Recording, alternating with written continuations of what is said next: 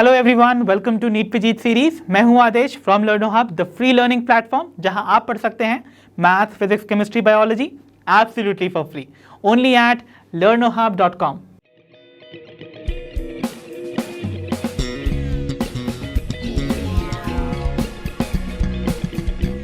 तो बच्चों, हमारा आज का सेशन हमारे चैप्टर ट्रांसपोर्ट एंड प्लांट्स का ही कंटिन्यूएशन सेशन है, जहां पर हम remaining topics of the chapter को डील करेंगे और डिस्कस करेंगे और अपने कॉन्सेप्ट्स को करेंगे crystal clear. So without wasting much time, let's get started.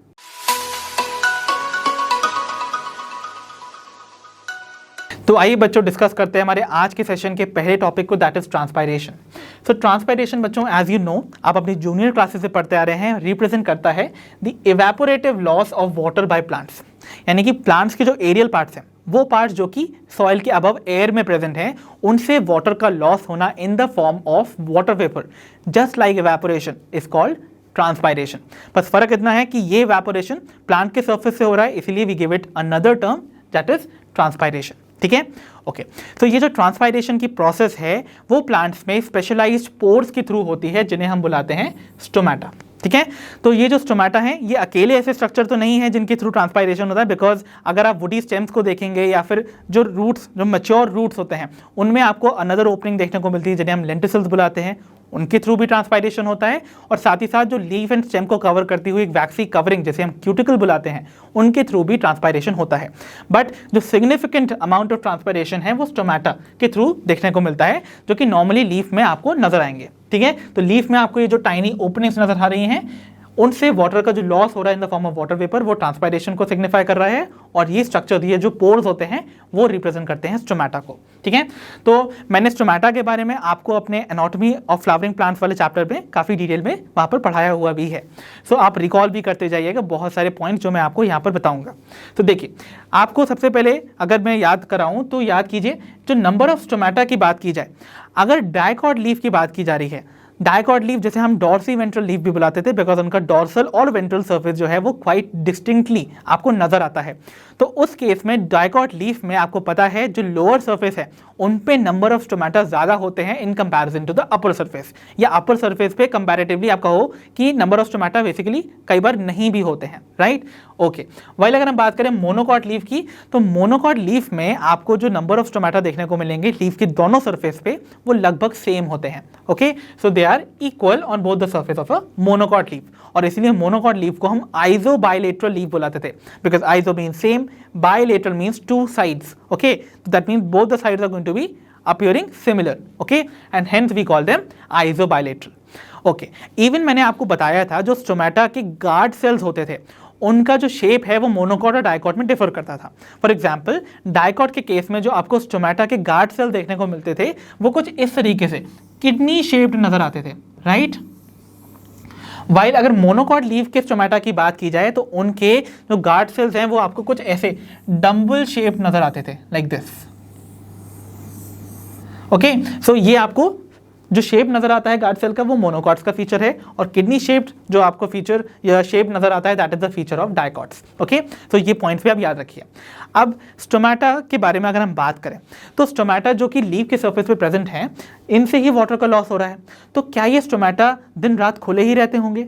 नहीं ना, इनकी जो ओपनिंग एंड क्लोजिंग है वो बेसिकली रेगुलेटेड होती है by these guard cells. Okay, और आप याद रखिएगा, स्टोमेटा जो है वो डे टाइम पर ओपन होते हैं और नाइट टाइम में क्लोज होते हैं, बिकॉज स्टोमेटा का जो ओपनिंग है वो सिर्फ वाटर के लॉस को प्रमोट करने के लिए नहीं है। स्टोमेटा ओपन होते हैं ताकि एटमॉस्फेयर से कार्बन डाइऑक्साइड अंदर ली जा सके फॉर फोटोसिंथेसिस। ठीक है, क्योंकि फोटोसिंथेसिस के लिए raw material carbon dioxide required है ना, वो कहाँ से अंदर आएगी? इन्हीं स्टोमेटल पोर्स के through. Okay, so stomata remain open during the day and closed during the night. तो इस बात को भी आप याद रखिएगा। ओके, एंड जो ओपनिंग एंड क्लोजिंग होती है स्टोमेटा की, वो रेगुलेट होती है गार्ड सेल से, और गार्ड सेल्स में भी किस वजह से? The change in the turgidity. So it is regulated by the turgidity of guard cells. तो मतलब अगर हम पूछें कि इमीडिएट कॉज क्या है जिसकी वजह से स्टोमेटा ओपन या क्लोज होता है, वो होता है चेंज इन द टर्जिडिटी। अब टर्जिडिटी के बारे में मैंने आपको अपने पिछले सेशन में बताया ही था कि वाटर जब अंदर आएगा तो वो क्या करेगा, बाहर साइटोप्लाज्म में, क्योंकि वो वाटर मॉलिक्यूल्स बढ़ेंगे, तो वो साइटोप्लाज्म जो है वो क्या करेगा, वो एक प्रेशर क्रिएट करेगा on the walls of the cell, और उस प्रेशर को हम बुलाते हैं टर्गर प्रेशर, और वो जो सेल्स होंगे वो ऐसे स्वोलन नजर आएंगे, इजंट इट, और that is the state of turgidity. ठीक है, तो देखिए अगर मैं आपको इनलार्ज करके यहाँ पर एक डायकॉट लीफ का स्टोमेटा दिखाऊं तो आपको यहाँ पर ये गार्ड सेल्स नजर आ रहे हैं जो कि स्टोमेटा की ओपनिंग को रेगुलेट कर रहे हैं। तो ये जो ओपनिंग है this is called the stomatal pore और द स्टोमेटल अपर्चर, जिसके थ्रू वाटर वेपर लीफ के अंदर से बाहर आते हैं during transpiration and carbon dioxide atmosphere से अंदर जाती है फॉर फोटोसिंथेसिस। ठीक है, तो ये वो ओपनिंग है। तो इस ओपनिंग को रेगुलेट करने का काम करते हैं दीज गार्ड सेल्स। अब इन गार्ड सेल्स के देखिए स्टोमेटा के बारे में जब मैंने आपको एनाटॉमी ऑफ फ्लावरिंग प्लांट वाला चैप्टर में पढ़ाया था तो आई टोल्ड यू ये जो स्ट्रक्चर्स हैं they are the part of the epidermal tissue system, है ना। तो यानी कि ये किसी भी लीफ के एपिडर्मल टिश्यू पे आपको नजर आएंगे। तो देखिए इन गार्ड सेल से अटैच क्लोजली अटैच्ड आपको कुछ स्पेशलाइज्ड एपिडर्मल सेल्स नजर आ रहे हैं जो कि यहाँ पर डार्क ग्रीन से रिप्रेजेंट किए गए हैं। तो ये जो डार्क ग्रीन सेल्स आपको नजर आ रहे हैं इन्हें हम बुलाते हैं द सब्सिडियरी सेल्स। ओके, तो ये जो सब्सिडियरी सेल्स हैं ये आपके एपिडर्मिस के कुछ स्पेशलाइज्ड सेल्स होते हैं जो कि क्लोजली एसोसिएटेड होते हैं विद दीज गार्ड सेल्स। और आगे इनका सिग्निफिकेंस आप पढ़ेंगे कि इनमें पोटेशियम आयन जो है वो बहुत ही एम्पल अमाउंट में प्रेजेंट होता है जो कि हेल्प करता है इस स्टोमेटल पोर के जो गार्ड सेल्स हैं उनकी टर्जिडिटी को रेगुलेट करने में। तो उनका एक आगे रोल भी आप देखेंगे। और साथ ही साथ जो स्टोमेटा की ओपनिंग है उनको फैसिलिटेट करने के लिए जो गार्ड सेल्स हैं उनकी वॉल पे आपको सेल्यूलोज के माइक्रोफाइब्रल्स ऐसे रेडियली अरेंज्ड नजर आते हैं। This is the arrangement of cellulose microfibrils. तो ये जो अरेंजमेंट होता है इसे हम कहते हैं रेडियल अरेंजमेंट ऑफ सेल्यूलोज माइक्रोफाइब्रल्स। देखिए तो ये जो रेडियल अरेंजमेंट है, रेडियल का मतलब क्या होता है, मतलब इनका अगर इनको हम ज्वाइन करेंगे तो they will join at a common point जो कि रेडियस को रिप्रेजेंट कर रहा है। ऐसा लगेगा जैसे कि ये जो आपके फाइबर्स हैं ये रेडिएट आउट कर रहे हैं from a common point, right, इसीलिए they appear to be as radial arrangement. Okay, तो ये जो रेडियल अरेंजमेंट होता है माइक्रोफाइब्रल्स का ये कैसे फैसिलिटेट करेगा, तो जैसे ही वाटर जो है वो अंदर आएगा इन गार्ड सेल्स में तो ये जो माइक्रोफाइब्रल्स हैं ये ऐसे स्ट्रेच होंगे। ओके, जब ये स्ट्रेच होंगे तो ये जो गार्ड सेल्स हैं इन गार्ड सेल्स की जो आउटर वॉल है जो कि यूजुअली कैसी होती है, थिन होती है, ये मैंने आपको पहले भी बताया हुआ है। तो जो आउटर वॉल होती है वो मैं यहाँ पर लिख भी देता हूँ, this is the outer wall जो कि कैसी है, थिन है। ओके, तो this is going to be thin. And जो इनर वॉल होती है गार्ड सेल्स की जो कि यहां पर मैंने ऐसे डार्क कर दी है, दिस इज थिक। ओके, तो ये है द इनर वॉल। तो देखिए क्या होता है जब वाटर एंटर करेगा इन गार्ड सेल में तो वो सेल्यूलोज माइक्रोफाइबर क्या करेंगे, उनको ऑब्जॉर्ब करके स्ट्रेच आउट करेंगे, जिससे ये जो आउटर थिन वॉल है वो बाहर की तरफ बल्ज करेगी। जब वो बल्ज करेगी तो वो आपके ये जो इनर वॉल है उनको एक तरह से फोर्स करेगी to become a crescent shape opening. Crescent मतलब होता है हाफ मून शेप ओपनिंग, जिसे हम बुलाते हैं दी स्टोमेटल पोर। तो बेसिकली क्रेसेंट शेप कह सकते हैं, लेंस शेप्ड ओपनिंग कह सकते हैं आप लोग, जिसे हम बुलाते हैं स्टोमेटल पोर। और जब ये ओपन होगा तो वाटर का डिफ्यूजन आउट हो जाएगा from the inside of the leaf to the outside atmosphere, और उसी टाइम पर कार्बन डाइऑक्साइड भी अंदर एक्सचेंज हो जाएगी। ठीक है, ओके, सो ये याद रखिएगा कि वाटर की एंट्री सेल्स को क्या करती है, गार्ड सेल्स को एक तरह से टर्जिड बनाती है, जिसकी वजह से ओपनिंग हो जाती है स्टोमेटल अपर्चर की। वाइल ऑपोजिट केस में ड्यूरिंग नाइट टाइम क्या होगा, ये वाटर जो है फ्रॉम दिस गार्ड सेल वापस बाहर निकल जाएगा और ये जो सेल्यूलोज माइक्रोफाइबर से वो वापस से श्रिंक हो जाएंगे, जिसकी वजह से आपकी गार्ड सेल्स अपनी नॉर्मल पोजीशन पे आ जाएंगे और स्टोमेटा का जो ओपनिंग है, पोर है, वो क्लोज हो जाएगा। और इस तरीके से आपको opening and closing of stomata देखने को मिलती है।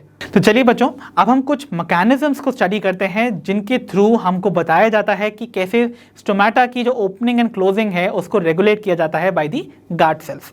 तो पहली जो हाइपोथेसिस है regarding the opening and closing of stomata जो कि उसके मैकेनिज्म को बताती है, that is sugar starch hypothesis. और इस मैकेनिज्म को प्रपोज किया था स्टीवर्ट ने। Okay, so this mechanism was proposed by steward in the year 1964। ठीक है, तो आइए देखते हैं इस मैकेनिज्म के थ्रू कैसे स्टोमेटा जो है वो उनका ओपनिंग एंड क्लोजिंग रेगुलेट होती है। तो हम अपने कन्वीनियंस के लिए बिगिन करते हैं ड्यूरिंग द नाइट टाइम। तो आपको पता है नाइट जो है वो दिन के बाद ही आती है ना, तो दिन के टाइम पे आपको स्टोमेटा ओपन नजर आ रहे होंगे, इजंट इट? तो मैं यहाँ पर वो ओपन स्टोमेटा बना के रख देता हूँ। सो दिस इज सपोज यार ओपन स्टोमेटा। ठीक है, ये ऑलरेडी ओपन थे, ओपन स्टेट। ठीक है, ओके। चलिए अब हम देखते हैं कि क्या ऐसा चेंज आपको नाइट में देखने को मिलेगा जिसकी वजह से ये स्टोमेटा क्लोज होंगे। ठीक है, चलिए सो नाइट टाइम में क्या होगा। तो एक नॉर्मल लीफ की अगर मैं कंडीशन आपको रिप्रेजेंट करूं कुछ ऐसे, ठीक है, तो इस लीफ में क्योंकि नाइट आ गई है, अब फोटोसिंथेसिस तो हो नहीं सकता, तो रेट ऑफ फोटोसिंथेसिस क्या हो गया, कम हो जाएगा। बट रेस्पायरेशन तो कंटिन्यूसली चलता है ना, कंटिन्यूसली रेस्पायरेशन तो होता ही है दिन और रात दोनों टाइम, तो रेस्पायरेशन यहाँ पर कंटिन्यूड रहेगा, राइट। अब रेस्पायरेशन अगर हो रहा है तो by product carbon dioxide obviously release हो रहा है। दिन में क्या होता था, ये जो कार्बन डाइऑक्साइड रिलीज होती थी रेस्पायरेशन में, वो फोटोसिंथेसिस के लिए वापस से यूज कर ली जाती थी, इसलिए कार्बन डाइऑक्साइड का कॉन्सेंट्रेशन ज़्यादा बढ़ नहीं पाता था। बट सिंस रात में फोटोसिंथेसिस तो हो नहीं रही है, रेस्पायरेशन हो रहा है, तो ये कार्बन डाइऑक्साइड यूटिलाइज नहीं की जा पा रही है, दैट मीन्स ये कंज्यूम नहीं हो रही है, इसलिए इसका जो कॉन्सेंट्रेशन है that is going to increase. अब कार्बन डाइऑक्साइड का कॉन्सेंट्रेशन बढ़ गया, ओके। ये कार्बन डाइऑक्साइड का जब कॉन्सेंट्रेशन बढ़ेगा तो आपको पता है कार्बन डाइऑक्साइड एक एसिडिक गैस है। क्यों है भाई एसिडिक गैस? क्योंकि आपको पता है कार्बन डाइऑक्साइड वाटर में डिसॉल्व करके एक एसिड प्रोड्यूस करती है। तो कार्बन डाइऑक्साइड जब वाटर में डिसॉल्व होती है इट फॉर्म्स कार्बोनिक एसिड, जो कि फर्दर डिसोसिएट करता है to release H+ ions and bicarbonate ions, right. तो जैसे जैसे कार्बन डाइऑक्साइड का कॉन्सेंट्रेशन बढ़ेगा वैसे वैसे H+ आयन का कॉन्सेंट्रेशन भी बढ़ेगा, इजंट इट? तो यानी कि लीफ के सेल्स के अंदर आपको हाइड्रोजन आयन कॉन्सेंट्रेशन इंक्रीज करता हुआ नजर आएगा। अब हाइड्रोजन आयन कॉन्सेंट्रेशन क्या इंडिकेट करता है कि कंडीशन कैसी डेवलप हो रही है वहां पर, एसिडिक कंडीशन, क्योंकि जितने ज़्यादा H+ आयन उतनी ज़्यादा एसिडिक कंडीशन है ना। तो आपने रिलेशन भी पढ़ा होगा कि जैसे जैसे H+ आयन कॉन्सेंट्रेशन बढ़ता है वैसे वैसे pH घटता है, और लो pH एसिडिक कंडीशन को डिनोट करता है। दैट मीन्स pH यहाँ पर रिड्यूस हो गया, तो कंडीशन कैसी डेवलप हुई, एसिडिक, ओके। अब ये जो एसिडिक कंडीशन डेवलप होती है लीफ सेल्स के अंदर, वो प्रमोट करती है कि दिन भर में जितनी भी शुगर सिंथेसाइज हुई थी जो कि सॉल्युबल फॉर्म में थी, राइट, तो यहां पर जितनी भी शुगर सिंथेसाइज थी सॉल्युबल फॉर्म में, वो कन्वर्ट कर दी जाएगी इनसॉल्युबल फॉर्म में, which is the starch form. तो ये क्या है, दी इनसॉल्युबल फॉर्म। तो मतलब एक ऐसे शुगर का मैन्युफैक्चर होगा जो कि वाटर में डिसॉल्व नहीं हो सकती। तो यहाँ गार्ड सेल में अब किसका एक्यूमुलेशन होने लगेगा, स्टार्च का। तो स्टार्च के एक्यूमुलेशन से क्या रिप्रेजेंट किया जा रहा है कि ये वाटर में डिसॉल्व नहीं हो रहा है, तो इसका मतलब वाटर के जो मॉलिक्यूल्स हैं वो यहाँ पर फ्री नजर आ रहे हैं, बिकॉज वो कोई इंटरेक्शन शो नहीं कर रहे हैं स्टार्च के साथ, क्योंकि स्टार्च उनमें घुलता ही नहीं है। तो स्टार्च की प्रेजेंस क्या क्रिएट करती है यहाँ पर, हाइपोटोनिक कंडीशन को, बिकॉज यहां पर सिंस स्टार्च वाटर के साथ इंटरैक्ट नहीं कर रहा है तो वाटर की free energy, free water molecules मिल रहे होंगे, और अगर फ्री वाटर मॉलिक्यूल्स हैं तो वाटर की एनर्जी भी फ्री होगी टू डू सम वर्क। तो यानी कि यहां पर वाटर मॉलिक्यूल का जो कॉन्सेंट्रेशन है, बेसिकली हम यहां पर वाटर पोटेंशियल कह सकते हैं, वो बढ़ जाएगा। वाटर पोटेंशियल ज्यादा है तो कंडीशन कैसी हुई, हाइपोटोनिक, राइट। तो यहां कंडीशन होगी हाइपोटोनिक। अब हाइपोटोनिक कंडीशन अंदर है गार्ड सेल के, और बाहर के सेल्स में आपको देखने को मिल रही होगी कंपैरेटिवली हाइपरटोनिक कंडीशन। तो अब आपको पता ही है कि वाटर जो है वो कहां से कहां मूव करता है, from hypotonic to hypertonic region. तो वाटर का आपको बाहर एक्सपल्शन देखने को मिलेगा फ्रॉम दी गार्ड सेल्स। या नॉर्मली आप देख सकते हैं कि यहाँ वाटर पोटेंशियल हाई है तो कंपैरेटिवली बाहर वाटर पोटेंशियल कम होगा, और वाटर हमेशा फ्लो करता है from higher water potential region to lower water potential. तब भी आपको पता है कि मूवमेंट जो होगा from guard cell to outside देखने को मिलेगा।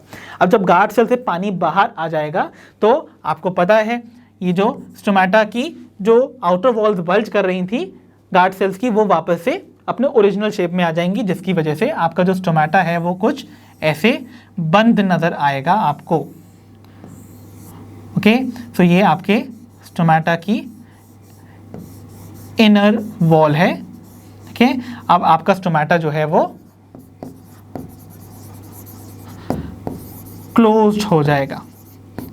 Okay, so I hope you got the changes, जिसकी वजह से आपका स्टोमेटा जो है वो नाइट टाइम में क्लोज हुआ अकॉर्डिंग टू दिस हाइपोथेसिस। आइए देखते हैं ड्यूरिंग डे टाइम ऐसा क्या चेंज आपको देखने को मिलेगा जिसमें ये स्टोमेटा जो है वो ओपन होता है। तो आइए बच्चों देखते हैं द चेंजेस जो कि आपको इस थ्योरी के हिसाब से देखने को मिलते हैं ड्यूरिंग द डे टाइम। तो भाई आपको पता है डे कब आएगा, नाइट के बाद, और नाइट में आपके स्टोमेटा किस कंडीशन में होंगे, क्लोज कंडीशन में, जिनको मैं ऐसे रिप्रेजेंट करके रख रहा हूँ। ओके, सो यहाँ पर आपकी ये स्टोमेटा की walls thicker walls, right, inner walls are thick. So ये मैंने रिप्रेजेंट की हुई, यहाँ पर स्टोमेटा जो है वो कैसा है, क्लोज्ड कंडीशन में प्रेजेंट है। ओके, तो अब इसको ओपन हमको करना है। How will we get that scene? तो देखिए, आपको पता है during the day time, suppose मैं वापस से वैसे ही कंडीशंस को रिप्रेजेंट कर देता हूँ। So during day time photosynthesis का रेट बढ़ने लगेगा ना, जैसे जैसे दिन चढ़ेगा, तो ऑब्वियसली फोटोसिंथेसिस बढ़ने लगेगा। अब फोटोसिंथेसिस तो हो रहा है दिन के टाइम, और रेस्पायरेशन तो दिन में भी होता है, तो इसका मतलब रेस्पायरेशन भी चल रहा है। बट रेस्पायरेशन में जो कार्बन डाइऑक्साइड गैस रिलीज होती थी वो फोटोसिंथेसिस के लिए कंज्यूम होने लगेगी। तो इसका मतलब जो कॉन्सेंट्रेशन था फ्री कार्बन डाइऑक्साइड का वो कंपैरेटिवली घट जाएगा with in the leaves. Okay, तो लीव सेल से कार्बन डाइऑक्साइड कॉन्सेंट्रेशन घटने लगा। अगर कार्बन डाइऑक्साइड जो कि एक एसिडिक गैस है उसका कॉन्सेंट्रेशन घट जाएगा, दैट मीन्स उसका जो H+ आयन कॉन्सेंट्रेशन है वो भी घटेगा, है ना। तो H+ आयन कॉन्सेंट्रेशन भी घट गया, और अगर H+ आयन कॉन्सेंट्रेशन घट गया तो आपको पता है pH बढ़ जाएगा, है ना। और हाई pH रिप्रेजेंट करता है एल्कलाइन कंडीशंस को। दैट मीन्स लीफ के सेल्स में आपको एल्कलाइन कंडीशंस देखने को मिलेंगी। तो एल्कलाइन कंडीशंस क्या प्रमोट करती हैं, रात भर में जितना भी स्टार्च बना था वो कन्वर्ट हो जाए into the normal sugar form. तो जो स्टार्च रात भर में फॉर्म हुआ था, that is the insoluble form, वो कन्वर्ट हो जाए इनटू नॉर्मल शुगर्स, जो कि है द सॉल्युबल फॉर्म, राइट। तो अगर शुगर सॉल्युबल फॉर्म में इन गार्ड सेल्स में आने लगे, एक्यूमुलेट होने लगे, तो what is going to happen, जब शुगर यहाँ पर आपको नजर आएगी तो ऑब्वियसली वो वाटर में डिसॉल्व हो रही है। वाटर में डिसॉल्व हो रही है तो वाटर के मॉलिक्यूल्स उस सॉल्यूट के साथ इंटरैक्ट कर रहे हैं, मतलब वाटर पोटेंशियल घट रहा है, बिकॉज फ्री एनर्जी जो है वो वाटर मॉलिक्यूल्स की घट गई। तो सिंस वाटर पोटेंशियल यहाँ पर घट गया, दैट मीन्स कैसी कंडीशन यहाँ पर अराइज करी, हाइपरटोनिक कंडीशन, इजंट इट। तो गार्ड सेल के अंदर हाइपरटोनिक कंडीशन क्रिएट हुई। कंपैरेटिवली जो वाटर पोटेंशियल बाहर का है सराउंडिंग सेल्स का वो ज्यादा होगा, इजंट इट। और बाहर कंडीशन कैसी होगी, कंपैरेटिवली हाइपोटोनिक। और वाटर का मूवमेंट आप जानते हैं from high water potential to low water potential होता है, या फिर from hypotonic condition to hypertonic condition होता है। इसलिए water from the surrounding cells will come inside, और वाटर मॉलिक्यूल जब अंदर आएंगे इनटू दीज गार्ड सेल्स तो आपको गार्ड सेल्स जो हैं वो टर्जिट होते हुए नजर आएंगे, है ना। और उनकी जो आउटर थिन वॉल थी वो ऐसे बल्ज आउट करते हुए नजर आएगी, जो कि प्रोपेल करेगी इन थिकर वॉल्स को to form the lens shaped opening, या basically the crescent shaped opening, जैसे हम बुलाते हैं द स्टोमेटल पोर। तो फाइनली आपका स्टोमेटा कुछ ऐसा नजर आएगा, समथिंग लाइक दिस। तो यहां पर this is the inner thicker wall. Okay, तो स्टोमेटा यहां पर आपको ओपन नजर आ रहा है। So I hope you got कि कैसे इस मैकेनिज्म के थ्रू आपको स्टोमेटा की opening and closing during the day and night time वो अच्छे से समझाई गई है। तो I hope all the concepts regarding this particular hypothesis is very clear. तो आइए बच्चों, अब हम डिस्कस करते हैं एक और थ्योरी जो कि एक्सप्लेन करती है स्टोमेटा की ओपनिंग एंड क्लोजिंग मैकेनिज्म को, और इस थ्योरी का नाम है पोटेशियम आयन पंप थ्योरी, या फिर आप इसको एक्टिव पोटेशियम ट्रांसपोर्ट थ्योरी भी बुला सकते हैं, जिसको कि प्रपोज किया था एक साइंटिस्ट ने जिनका नाम है लेविट। ओके, सो लेविट ने 1974 में इस थ्योरी को प्रपोज किया था, ठीक है। और इस थ्योरी के हिसाब से आइए देखते हैं क्या कंडीशंस प्रिवेल करती हैं ड्यूरिंग द डे टाइम, जिससे कि जो स्टोमेटा रात में क्लोज था वो ओपन हो जाता है, ठीक है। तो पहले देखते हैं कि डे टाइम में क्या क्या चेंजेस आपको देखने को मिलेंगे। जैसे ही दिन चढ़ेगा, आपको पता है फोटोसिंथेसिस का रेट बढ़ने लगेगा, इजंट इट। फोटोसिंथेसिस अगर बढ़ेगा और साथ ही साथ रेस्पायरेशन तो कंटिन्यूसली दिन और रात दोनों टाइम होता है, रेस्पायरेशन भी कंटिन्यूसली चल रहा है, बट रेस्पायरेशन में जो कार्बन डाइऑक्साइड रिलीज हो रही थी वो कंज्यूम्ड हो जाएगी by the plant for photosynthesis. इसीलिए जो कार्बन डाइऑक्साइड का कॉन्सेंट्रेशन है वो बेसिकली कंपैरेटिवली घट जाएगा, बिकॉज कार्बन डाइऑक्साइड जो है वो कंज्यूम्ड हो रही है फॉर फोटोसिंथेसिस, राइट। तो वो कंज्यूम हो रही है। अब कार्बन डाइऑक्साइड एसिडिक गैस का कॉन्सेंट्रेशन घट गया तो फिर आपको H+ आयन का कॉन्सेंट्रेशन भी नजर आएगा कि वो भी घट गया। H+ आयन का कॉन्सेंट्रेशन अगर घट गया तो pH क्या होगा, ऑब्वियसली बढ़ जाएगा। तो कंडीशंस कैसी प्रिवेल करेगी फाइनली, एल्कलाइन। अब एल्कलाइन कंडीशंस क्या रेगुलेट करती हैं, तो एल्कलाइन कंडीशंस प्रमोट करती हैं कि जो भी रात में स्टार्च सिंथेसाइज किया गया था वो कन्वर्ट हो जाए bye series of reaction into malic acid, जो कि एक ऑर्गेनिक एसिड है, ठीक है। तो यहाँ पर मैलिक एसिड में कन्वर्जन आपको स्टार्च का देखने को मिल रहा है। अब कैसे हुआ ये सारी चीज़ें हम आगे वाला चैप्टर जब हम फोटोसिंथेसिस इन हायर प्लांट्स पढ़ेंगे तब मैं आपको बताऊंगा। सो स्टार्च यहाँ पर मैलिक एसिड में कन्वर्ट हो गया, इस बात को आप याद रखिए। तो यहाँ पर मैं 2 कॉलम्स बना देता हूँ, ठीक है। तो यहाँ सपोज एक तरफ मैं रिप्रेजेंट कर रहा हूँ गार्ड सेल की कंडीशन को, तो यहाँ है गार्ड सेल और यहाँ कंडीशन में रिप्रेजेंट कर रहा हूँ किसकी, आपके सब्सिडरी सेल की। आई होप आपको याद होगा सब्सिडरी सेल्स क्या हैं। सब्सिडरी सेल्स वो स्पेशलाइज्ड एपिडर्मल सेल्स हैं जो कि गार्ड सेल की बहुत क्लोज प्रॉक्सिमिटी में उनसे एसोसिएटेड नजर आते हैं। सो देखिए, सब्सिडरी सेल और गार्ड सेल की कंडीशन को मैंने यहाँ पर रिप्रेजेंट की है। तो क्या हुआ, गार्ड सेल में ये मैलिक एसिड का कॉन्सेंट्रेशन बढ़ने लगेगा, ठीक है। तो यहाँ पर मैलिक एसिड बढ़ने लगा। अब ये जो मैलिक एसिड है वो डिसोसिएट होता है into H+ ion and mallet ion, okay. तो मैलेट आयन और H+ आयन में ये डिसोसिएट हो गया, ठीक है। अब मैलेट आयन में डिसोसिएट हुआ, H+ आयन में डिसोसिएट हुआ, क्या होगा कि ये जो सब्सिडरी सेल्स होते हैं ये एक्चुअली में रिजर्वॉयर होते हैं पोटेशियम आयन। तो यानी कि यहाँ पर इन सब्सिडरी सेल्स में आपको बहुत सारे पोटेशियम आयन्स का आपको अमाउंट देखने को मिलता है। तो क्या होता है, ये जो H+ आयन यहाँ पर सिंथेसाइज हो रहे हैं वो मूव कर जाएंगे सब्सिडरी सेल में और उनके बदले एक्टिवली पंप होंगे potassium ion into the guard cell, right. तो जो पोटेशियम आयन की एंट्री हो रही है गार्ड सेल में, it is with the expenditure of energy, इसीलिए हम इसको कहते हैं एक्टिव पोटेशियम ट्रांसपोर्ट, राइट। तो यहाँ पर एनर्जी का यूटिलाइजेशन हो रहा है, ओके। तो पोटेशियम आयन यहाँ पर आने लगेंगे। अब जैसे जैसे H+ आयन बाहर जाने लगेंगे, पोटेशियम आयन अंदर आने लगेंगे, तो ये पोटेशियम आयन इस मैलेट आयन के साथ रिएक्ट करेगा to form potassium malate. So what is it going to form? Potassium malate। अब पोटेशियम मैलेट बेसिकली एक सोल्यूट की तरह काम कर रहा है, राइट। ये सिंस सोल्यूट की तरह काम कर रहा है तो जैसे जैसे ज़्यादा से ज़्यादा पोटेशियम मैलेट बनने लगेगा, सोल्यूट कॉन्सेंट्रेशन इंक्रीज करने लगेगा। मतलब गार्ड सेल में कैसी कंडीशन डेवलप हो जाएगी, हाइपरटोनिक कंडीशन। दैट मीन्स यहाँ कंडीशन अराइज हो रही है, दैट इज हाइपरटोनिक कंडीशन। और कंपैरेटिवली अगर हम सब्सिडरी सेल को देखेंगे तो यहाँ पर डेवलप होगी हाइपोटोनिक कंडीशन, इजंट इट। क्योंकि अगर यहाँ हाइपरटोनिक है तो उसके कंपैरिजन में यहाँ हाइपोटोनिक कंडीशन होगी, मतलब यहाँ वाटर मॉलिक्यूल्स ज़्यादा होंगे।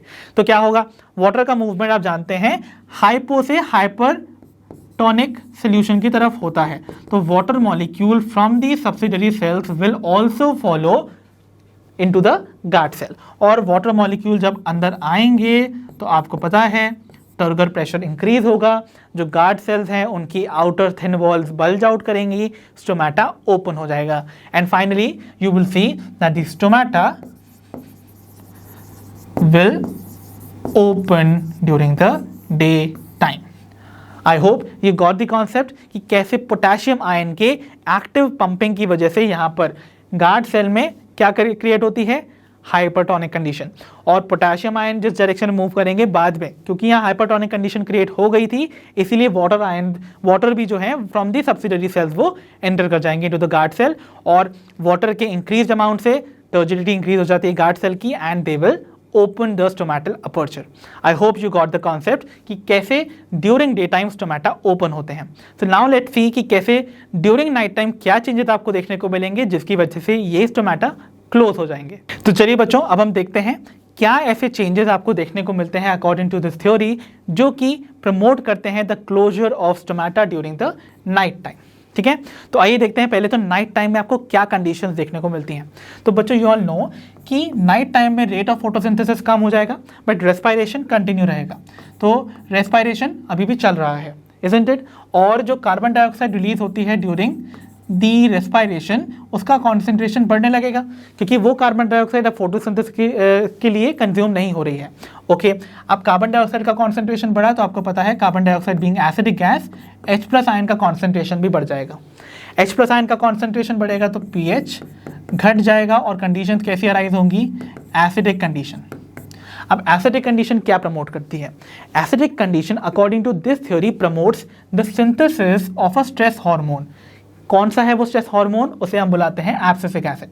तो यहाँ पर आपको सिंथेसिस देखने को मिलेगा ऑफ एब्सिसिक एसिड, इसको कि हम शॉर्टली ABA भी लिखते हैं। ठीक है, सो ये वो कंडीशन है जिसकी वजह से आपको मेजर चेंज देखने को मिलेगा। तो एब्सिसिक एसिड का क्या काम है? ये बेसिकली ऑल्टर कर देता है, सो इट ऑल्टर्स permeability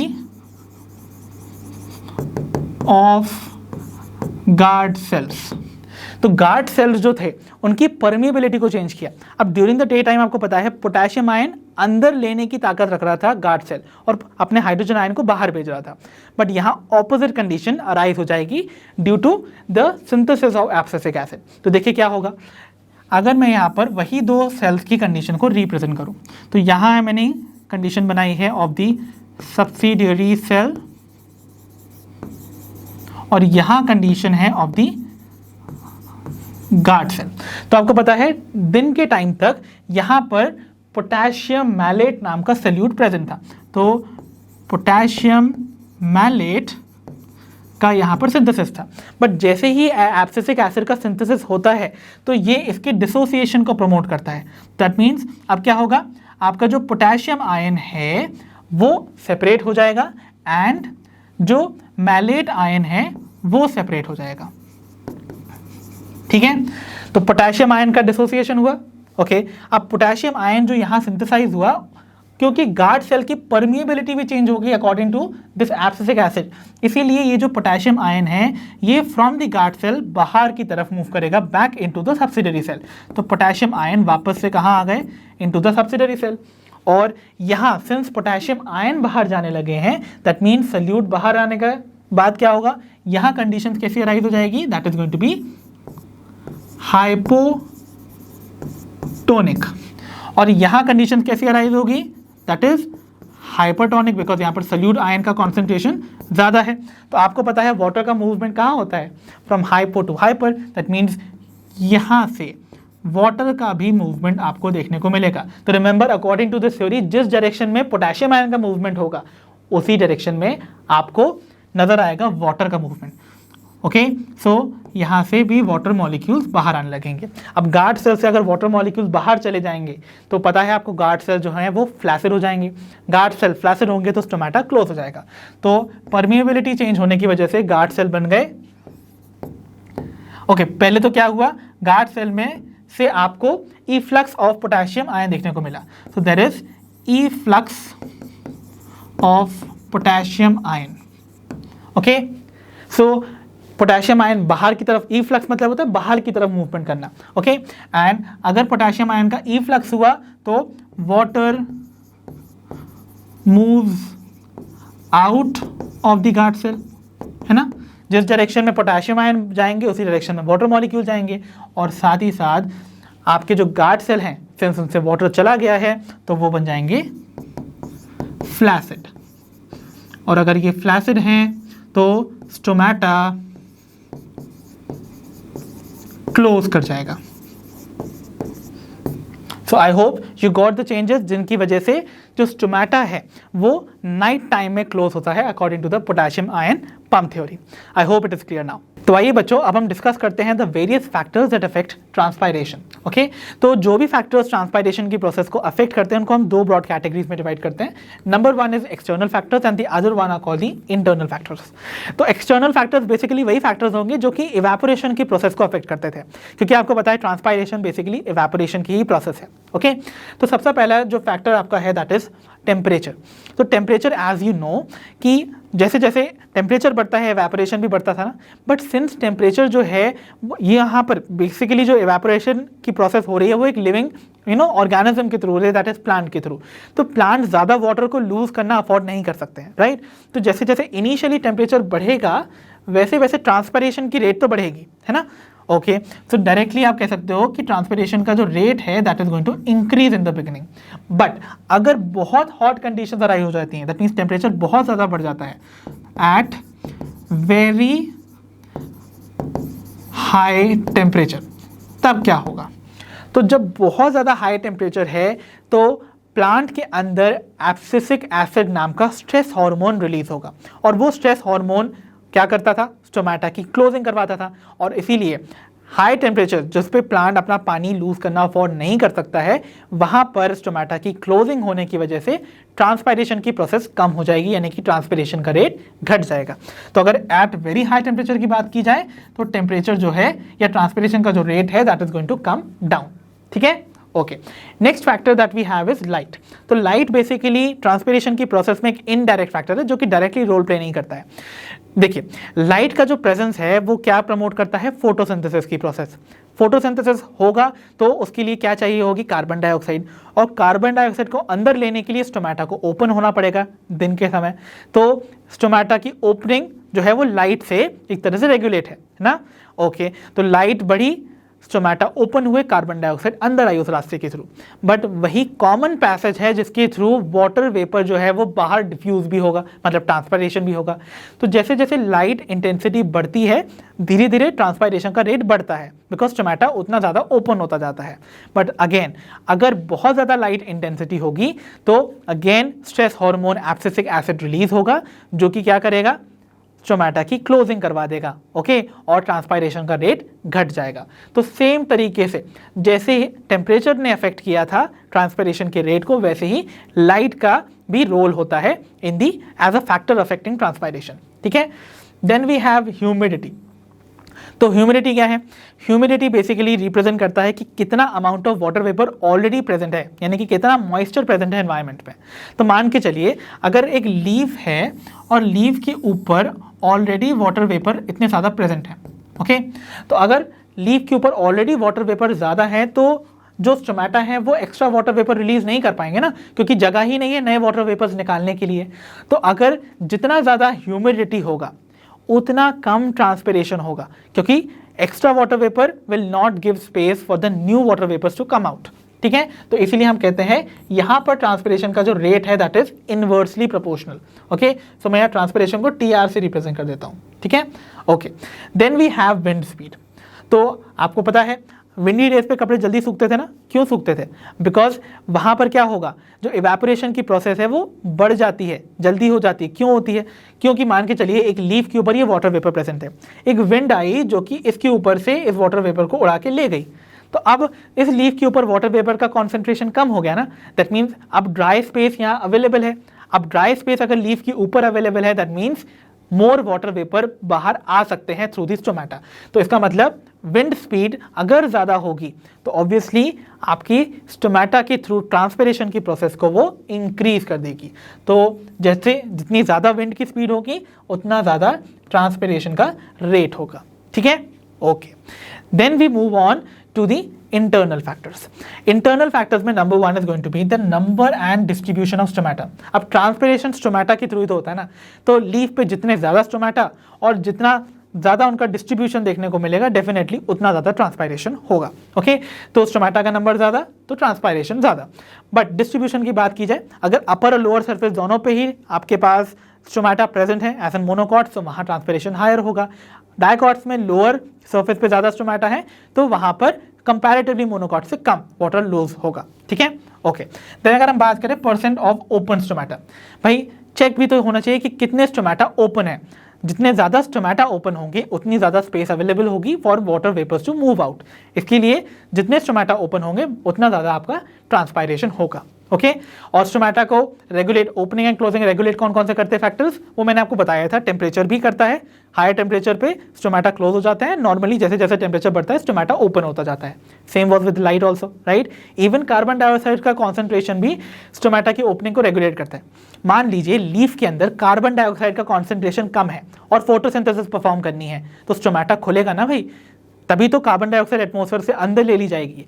तो ओपनिंग ऑफ स्टोमेटा को भी रेगुलेट करने के फैक्टर्स हैं, जैसे कि light, temperature, carbon dioxide concentration, as well as the secretion of the stress hormone called abscisic acid. अगर एब्सिसिक एसिड होगा तो वो स्टोमेटा के क्लोजर को प्रमोट करता है, उसको बंद करने के लिए अपना फंक्शन परफॉर्म करता है। ठीक है, okay. Then is water status of the plant. अगर वाटर ज़्यादा प्रेजेंट है प्लांट के पास तो भाई वो कोई प्रॉब्लम नहीं है ना उसको वाटर लूज करने में। अगर मान लो पानी ऑलरेडी बहुत कम है, यानी कि वाटर की स्केर्सिटी है प्लांट के पास, तो वो अफोर्ड नहीं कर सकता वाटर को लूज करना। इसीलिए water status of the plant भी एक इंपॉर्टेंट रोल प्ले करता है। जितना ज़्यादा वाटर प्रेजेंट होगा उसके पास वो उतना ट्रांसपिरेशन कर सकता है, जितना कम पानी होगा वो उतना ट्रांसपिरेशन को रोकेगा। ठीक है, okay. Then we have the structure of canopy. तो कैनोपी आप जानते हैं लीफ की जो ओवरऑल अपीयरेंस आपको नजर आता है, राइट। तो अगर मैं बताऊं कि लीफ का बेसिकली कैनोपी रिप्रेजेंट कर रहा है, ऊपर का हिस्सा। ठीक है, तो ये जितना ज़्यादा डेंस होगा, ओके, उतनी ज़्यादा यहाँ पर कम लाइट पहुँच पा रही होगी, उतना कम टेम्परेचर होगा ना, इसीलिए आपको डेंस कैनोपी में ट्रांसपायरेशन का रेट फिर भी कम नजर आएगा। मान लीजिए एक कैनोपी है जिसमें कि सारी ब्रांचेस जो है दूर दूर फैली हुई हैं, तो उस पर सारे ये जो फैक्टर्स है वो एक साथ सारा अपना इफेक्ट डाल रहे हैं ना, क्योंकि वहां पर लीफ की जो सरफेस है वो ज़्यादा एक्सपोज्ड है। डेंस कैनोपी में जो लीफ है उनके सरफेस ज़्यादा एक्सपोज नहीं है, क्योंकि लीफ के ऊपर लीफ दूसरी आपको नजर आएगी, एक ब्रांच के ऊपर दूसरी ब्रांच लीफ के ऊपर नजर आएगी। तो उससे क्या होगा, जो भी फैक्टर्स ये एक्सटर्नल फैक्टर्स हैं वो अपना इफेक्ट उस लीफ पर नहीं डाल पा रहे हैं, राइट। तो जो कैनोपी होती है वो भी अफेक्ट करती है। तो जितनी डेंस कैनोपी, ट्रांसपायरेशन का रेट फिर भी कंपैरेटिवली लेस होगा। जितनी ज़्यादा स्पार्स आपको कैनोपी नजर आएगी, जितनी दूर दूर नजर आएगी, उतना आपको फास्टर रेट ऑफ ट्रांसपायरेशन नजर आएगा, because all these external factors will play their role. Okay, so I hope all these factors जो कि अफेक्ट करते हैं रेट ऑफ ट्रांसपायरेशन वो आपको समझ आए होंगे। तो आइए बच्चों, अब हम डिस्कस करते हैं the role of transpiration in the ascent of sap. तो असेंट ऑफ सैप आप जानते हैं वाटर का movement up to the higher parts of the plant, right, जो कि हाइट पे प्रेजेंट है वो पार्ट्स। ओके, तो मैंने आपको बताया था दो फोर्सेस होते थे जो कि असेंट ऑफ सैप में हेल्प करते थे। Number one was root pressure जो कि पॉजिटिव प्रेशर है, और दूसरा होता था ट्रांसपिरेशनल पुल। तो ट्रांसपिरेशन जो है वो एक बेसिकली नेगेटिव प्रेशर है जो कि वाटर को पुल कर सकता है up to the greater heights, right. तो जितना फोर्स एक ट्रांसपिरेशन पुल क्रिएट कर सकता है वो जाइलम वेसल में प्रेजेंट जो वाटर कॉलम है उसको एटलीस्ट 130 मीटर हाई हाइट तक पहुंचा सकता है, राइट, ओके। और ट्रांसपिरेशन की जो प्रोसेस है वो जिसके थ्रू असेंट ऑफ सैप देखने को मिल रहा है वो डिपेंड करती है वाटर की तीन प्रॉपर्टीज पर। कौन कौन सी हैं वो तीन properties? They are cohesion, adhesion and surface tension. तो कोहेजन क्या है? एज यू नो, कोहेजन मतलब जो फोर्स ऑफ अट्रैक्शन आपको सिमिलर टाइप के मॉलिक्यूल्स में देखने को मिलता है, जैसे यहाँ पर वाटर मॉलिक्यूल्स के बीच में। तो दो वाटर मॉलिक्यूल्स के बीच में जो म्यूचुअल फोर्स ऑफ अट्रैक्शन होगा that is going to be called cohesion, right.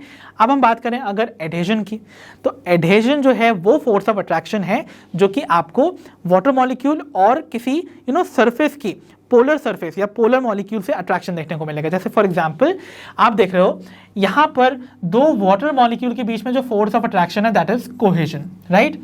और वाटर का force of attraction with the walls of the xylem, right. Xylem की सेल वॉल का वाटर मॉलिक्यूल्स, क्योंकि जाइलम की जो सेल वॉल होती है that is polar in nature, तो पोलर सरफेस से वाटर मॉलिक्यूल के अट्रैक्शन को यहाँ पर एडहेजन कहा गया है, बिकॉज वो दो अनलाइक मॉलिक्यूल्स के बीच में देखने को मिल रही है। तो एडहेजन होता है दो अनलाइक मॉलिक्यूल्स के बीच में जो फोर्स ऑफ अट्रैक्शन होता है that is adhesion. And lastly we have surface tension.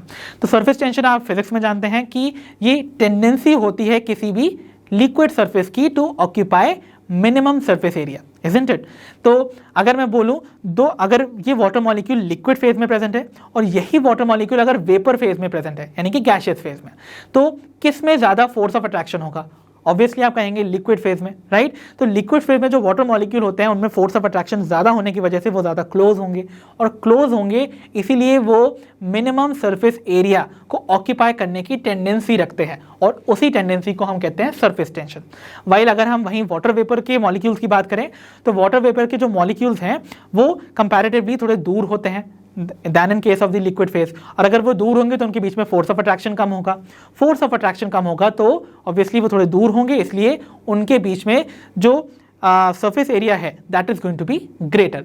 तो tendency to occupy minimum surface area वो लिक्विड के फिनोमेना है, ओके? इसीलिए सरफेस टेंशन जो है that is going to be the property जो वाटर की प्रॉपर्टी है जो कि असेंट ऑफ सैप में हेल्प करेगी, ठीक है? अब ये जो तीन प्रॉपर्टीज हैं वो वाटर को दो और प्रॉपर्टीज बेसिकली प्रोवाइड करती हैं। कौन कौन सी हैं? पहली है high tensile strength. High tensile strength मतलब होता है एक ऐसी स्ट्रेंथ जो कि इन वाटर मॉलिक्यूल्स को किसी भी पुलिंग इफेक्ट को अपोज करने में रोक सके, राइट? तो मतलब मान लीजिए वाटर मॉलिक्यूल को जबरदस्ती एक्स्ट्रा डायरेक्शन में खींचा जा रहा है, तो उस फोर्स को अपोज करने की प्रॉपर्टी या ताकत जो है वो ये तीन प्रॉपर्टीज देती हैं। और दूसरी है हाई कैपिलैरिटी। हाई कैपिलैरिटी मतलब होता है, कैपिलरी आप जानते हैं ना, एक ऐसा ट्यूब जिसका डायमीटर बहुत छोटा हो। तो कैपिलैरिटी मतलब यहाँ पर ये होता है वाटर का अपवर्ड राइज करना इन द ट्यूब्स और दी वेसल्स जो कि बहुत ही नैरो डायमीटर के हो। तो वो नैरो डायमीटर वाले जो ट्यूब्स होते हैं वो आपको फ्लावरिंग प्लांट्स या नॉर्मल प्लांट्स में एड होते हैं बाय दी ट्रेकरी एलिमेंट्स। तो ट्रेकरी एलिमेंट्स यानी कि जाइलम के वो एलिमेंट्स जिनमें वाटर का मूवमेंट होता है, उनका डायमीटर बहुत छोटा होता है।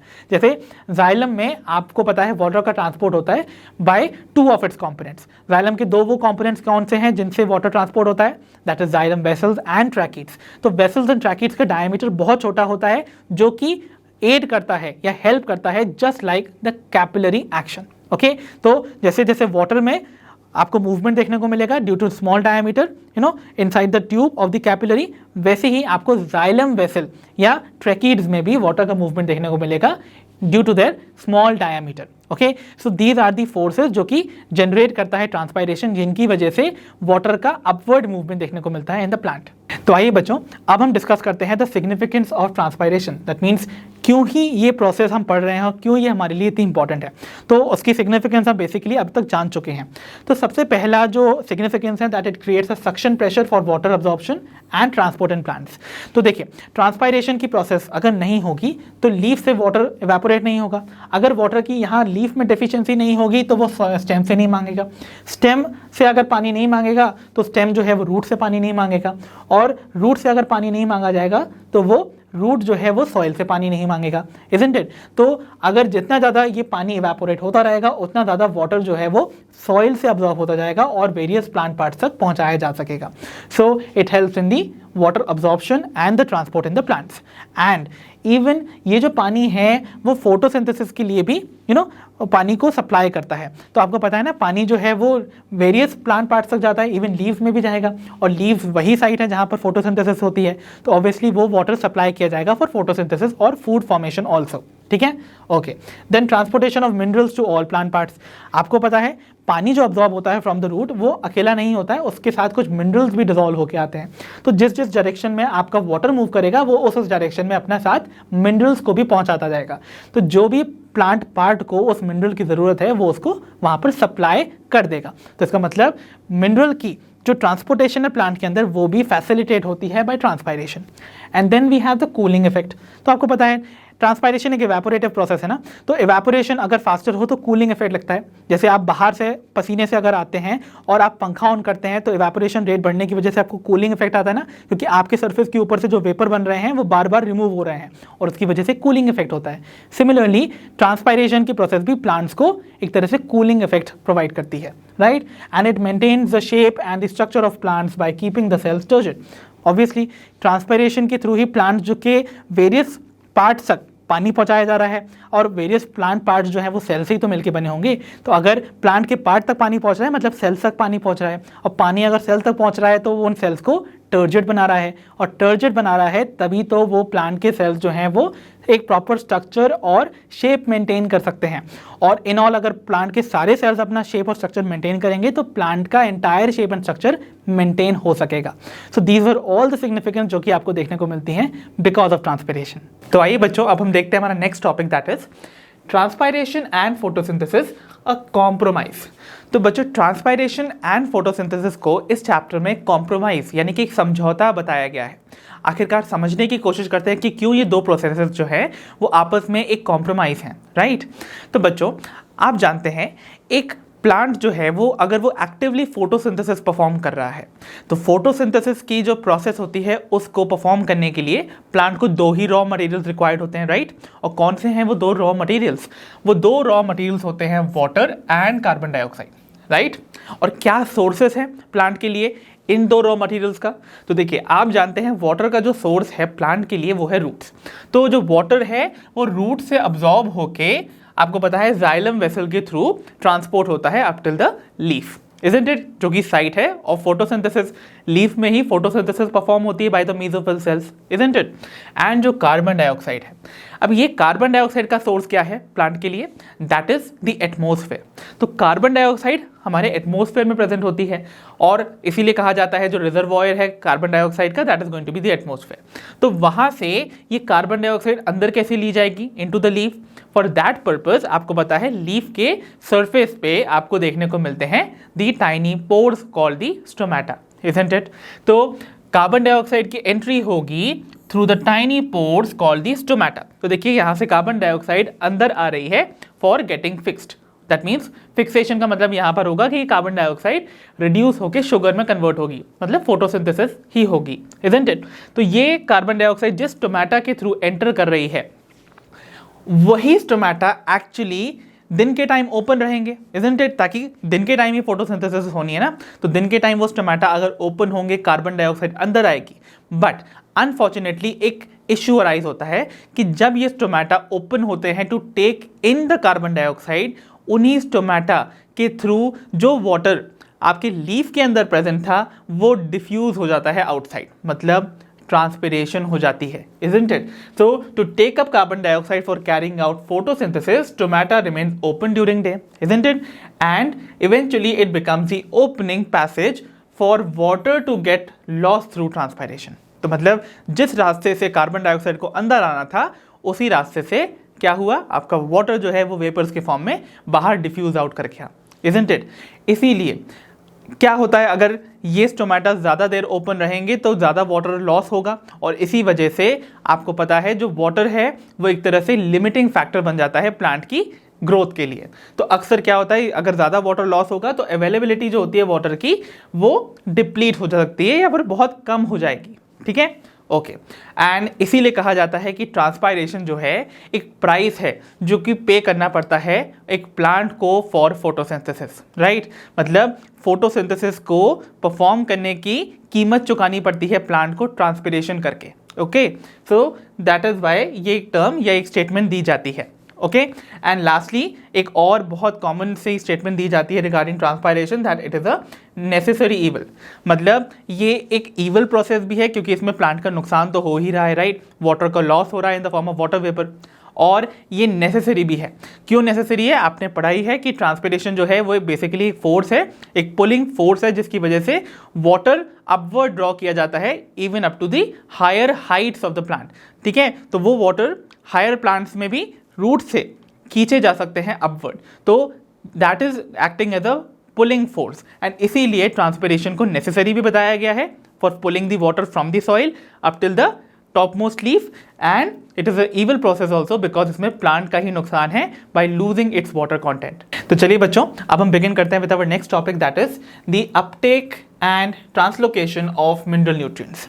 तो बच्चों आपको पता है प्लांट्स के अंदर केवल वाटर ही नहीं है जो कि ट्रांसपोर्ट होता है to all the parts, but आपको पता है मिनरल्स भी वाटर के अंदर डिसॉल्व होके ट्रांसपोर्ट किए जाते हैं to all the plant part जो कि उनको रिक्वायर कर रहे हैं, इजंट इट। तो प्लांट्स की जितनी भी न्यूट्रिशनल रिक्वायरमेंट्स होती हैं, मतलब न्यूट्रिएंट्स की जितनी भी रिक्वायरमेंट प्लांट को चाहिए वो फुलफिल होती है बाय वाटर एंड मिनरल्स, जो कि कहाँ प्रेजेंट होते हैं, इन दी सॉइल, ठीक है।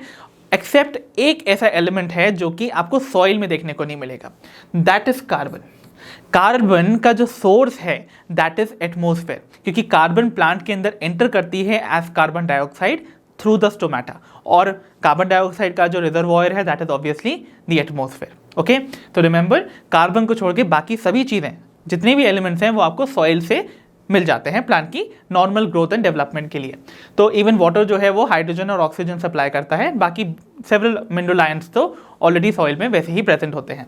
ओके, सो अब हम देखते हैं कि कैसे ये जो मिनरल आयंस हैं वो सॉइल से अंदर लिए जाएंगे। That means we are going to talk about the uptake of mineral ions from the soil into the root. ठीक है, तो फर्स्ट स्टेप तो यही होगा कि हम मिनरल आयन को सॉइल से अंदर लें रूट के, और फिर उसके बाद उसको सप्लाई करें to the various plant part जो कि उनको रिक्वायर कर रहे हैं, जिनको उनकी नीड है। ठीक है, तो सबसे पहले हम देखते हैं कि ये जो अपटेक होता है मिनरल आयंस का, that occurs by active transport. तो एक्टिव ट्रांसपोर्ट या एक्टिव अब्जॉर्प्शन, आप जानते ही हैं एक्टिव ट्रांसपोर्ट के बारे में मैंने आपको पहले भी बताया था, एक ऐसा मीन्स ऑफ ट्रांसपोर्ट जिसमें कि मूवमेंट होता है of the particles against the concentration gradient. मतलब आपको पता है यहाँ मूवमेंट होगा from the region of lower concentration to the region of higher concentration, जो कि अगेंस्ट द कॉन्सेंट्रेशन ग्रेडियंट है, राइट? क्योंकि नॉर्मली सब्सटेंसेस मूव करते हैं from the region of higher to lower concentration, but यहाँ ऑपोजिट डायरेक्शन में है। और जब भी आप कभी ऑपोजिट डायरेक्शन में जाएंगे, अगेंस्ट एनी फोर्स जाएंगे, तो you will have to spend some energy again. So you have to remember this thing कि यहाँ पर एनर्जी का हमेशा एक्सपेंडिचर होता है to take up mineral ions from the soil. अब एक्टिव अब्जॉर्प्शन की आखिरकार क्यों रिक्वायरमेंट है? ऐसे क्यों होता है कि हमें एनर्जी स्पेंड करनी होती है to take in mineral ions? तो उसके दो रीजंस हैं। पहला रीजन है कि जो मिनरल आयंस सॉइल में प्रेजेंट होते हैं, they are present as charged ions. ठीक है, तो उनका पोलर नेचर होता है, जो कि ऑब्वियसली सेल की प्लाज्मा मेम्ब्रेन को इजीली क्रॉस नहीं कर सकता है। For that it has to cross through the protein channels. ठीक है, एंड सेकेंड रीजन इज कि इनका जो कॉन्सेंट्रेशन सॉइल में प्रेजेंट होता है, यानी कि किसी भी मिनरल का कॉन्सेंट्रेशन अगर सॉइल में हम चेक करें तो वो हमेशा कम देखने को मिलेगा दैन द रूट्स। मतलब जितने मिनरल आयंस यहाँ इस सॉइल में प्रेजेंट होंगे वो कंपैरेटिवली लेस अमाउंट पे प्रेजेंट होंगे than inside the root cells. ठीक है, तो ऑब्वियसली यहाँ पर कॉन्सेंट्रेशन हाई है, यहाँ कॉन्सेंट्रेशन लो है, तब भी मूवमेंट अंदर की तरफ जा रहा है, मतलब वो अगेंस्ट द कॉन्सेंट्रेशन ग्रेडियंट जा रहा है ना। तो रिमेंबर, बाहर की तरफ आपको लो कॉन्सेंट्रेशन देखने को मिलेगा, कहाँ? In the soil. और रूट के अंदर आपको मिनरल आयन का कॉन्सेंट्रेशन कैसा देखने को मिलेगा? High concentration. और जब भी movement low to higher concentration की तरफ होगा, that is going to be by spending some energy, जो कि एक्टिव मींस ऑफ ट्रांसपोर्ट माना जाता है। So I hope you got the reason कि क्यों मिनरल आयन का जो ट्रांसपोर्ट है that is by active absorption. अब जो मिनरल अपटेक होता है आयन का, जब एपिडर्मल सेल्स के अंदर पहुंच जाए, तो मान लीजिए ये जो मिनरल आयंस हैं ये पहुंच गए कहाँ? इन एपिडर्मल सेल्स में। अब एपिडर्मल सेल्स में जब मिनरल आयन पहुंच गए, तो मिनरल आयन बेसिकली क्या है? वो सोल्यूट की तरह तो काम करेंगे। अब जब इन एपिडर्मल सेल में सोल्यूट का कॉन्सेंट्रेशन बढ़ जाएगा, तो एपिडर्मल सेल्स कैसे बिहेव करेंगे? As hypertonic solutions, isn't it? जब भी कहीं पर आपको सोल्यूट का कॉन्सेंट्रेशन ज़्यादा देखने को मिलता है, तो हम कहते हैं वहाँ पर कंडीशन हुई हाइपरटोनिक। तो जब भी यहाँ पर आपको रूट एपिडर्मल सेल्स में मिनरल अपटेक देखने को मिलेगा, वहाँ पर सोल्यूट कॉन्सेंट्रेशन बढ़ जाएगा, राइट? और सोल्यूट के बढ़ने से वाटर पोटेंशियल कम हो जाता है, राइट? क्योंकि सोल्यूट के साथ फ्री वाटर मॉलिक्यूल्स इंटरैक्ट करते हैं और उनकी एनर्जी कम हो जाती है। और जब भी फ्री एनर्जी वाटर की कम होगी, तो हम कहेंगे वाटर पोटेंशियल जो है वहाँ पर उस सेल में कम हो जाएगा। और कंपैरेटिवली अगर हम सॉइल में देखेंगे, तो वहाँ सॉइल में वाटर का कॉन्सेंट्रेशन हाई होगा, इजंट इट? तो what is going to happen? देखिए, मिनरल आयन अंदर आया इन एपिडर्मल सेल्स में, हाइपरटोनिक कंडीशन क्रिएट हुई क्योंकि सोल्यूट अंदर ज्यादा है दैन वाटर। और बाहर सॉइल में क्या कंडीशन होगी? कंपैरेटिवली हाइपोटोनिक कंडीशन होगी, क्योंकि यहाँ पर सोल्यूट के कंपैरिजन में वाटर मॉलिक्यूल ज्यादा होंगे। तो वाटर का मूवमेंट कहाँ से कहाँ होगा? Obviously from hypo to hypertonic region. तो इसका मतलब इसीलिए सॉइल से जो वाटर है वो मिनरल के के साथ साथ उसको फॉलो करता है, क्योंकि जिस डायरेक्शन में मिनरल आयन जाएंगे वो वहाँ हाइपरटोनिक कंडीशन क्रिएट करता जाएगा और वाटर उनको फॉलो करता जाएगा, बिकॉज वाटर हमेशा मूव करता है from hypo to hypertonic solutions. I hope the concept is clear now. Okay, ठीक है। Now transport proteins. ओके, तो अब देखिए जैसे मूवमेंट स्टार्ट हुआ तो ये जो आयंस हैं वो धीरे धीरे मूव करना स्टार्ट करेंगे थ्रू द सेल्स। तो आपको पता है एपिडर्मिस के बाद आती है कॉर्टेक्स की लेयर, राइट। कॉर्टेक्स से अब ये क्योंकि आयन जो हैं वो वाटर में डिसॉल्व होकर जा रहे हैं और वाटर के दो पाथवेज मैंने आपको बताए थे मूवमेंट के। कौन कौन से थे वो दो मूवमेंट के pathway? One was symplast pathway, जिसमें कि आपका जो वाटर है वो मूव करता है through the cytoplasm of the connected cells, और वो दो साइटोप्लाज्म आपस में कनेक्टेड होते थे थ्रू द प्लाज्मोडेस्माटा। ओके, तो यहाँ पर मूवमेंट नजर आएगा आपको थ्रू द साइटोप्लाज्म। दूसरा पाथवे जो था दैट वाज एपोप्लास्ट पाथवे। तो एपोप्लास्ट पाथवे में जो वाटर है वो सेल की सेल वॉल से क्रॉस करता हुआ, इंटरसेल्यूलर स्पेसेस से क्रॉस करता हुआ पहुंचेगा up to the endodermal cell.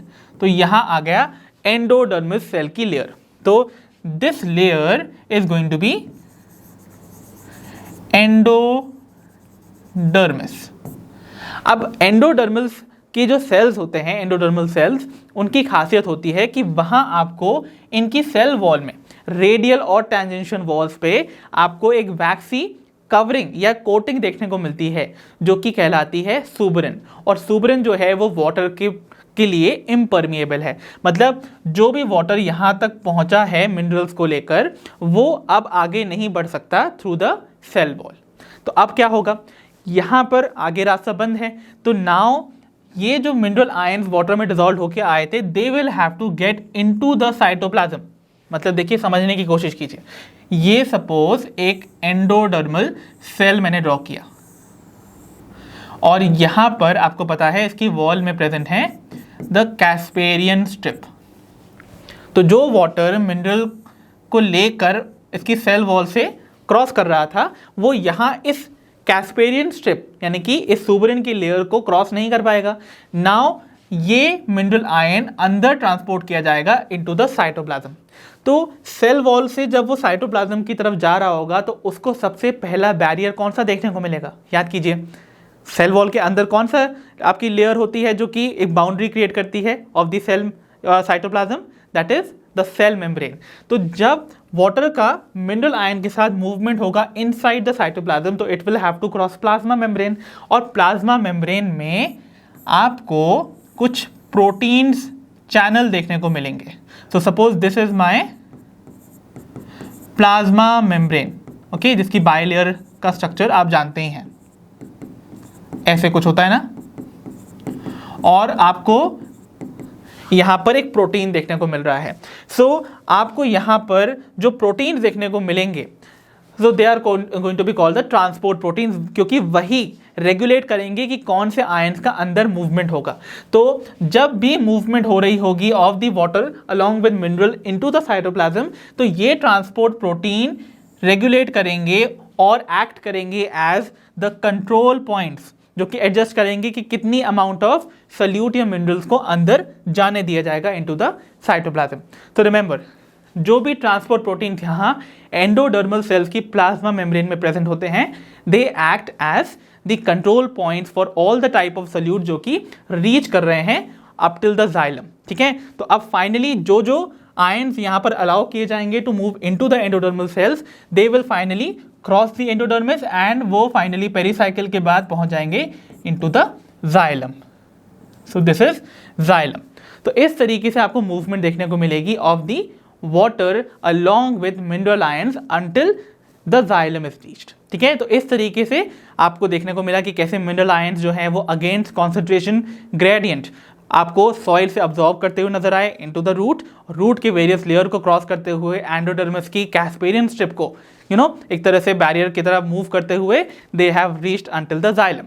तो इसको हम कहते हैं the uptake of mineral ions. अब हम देखेंगे कि कैसे जब जाइलम वेसल तक ये मिनरल आयंस पहुंच गए हैं अब उनका ट्रांसपोर्टेशन कैसे होगा, यानी कि अपवर्ड जो ट्रांसलोकेशन होता था बल्क अमाउंट में to the various plant parts requiring it वो कैसे होगा।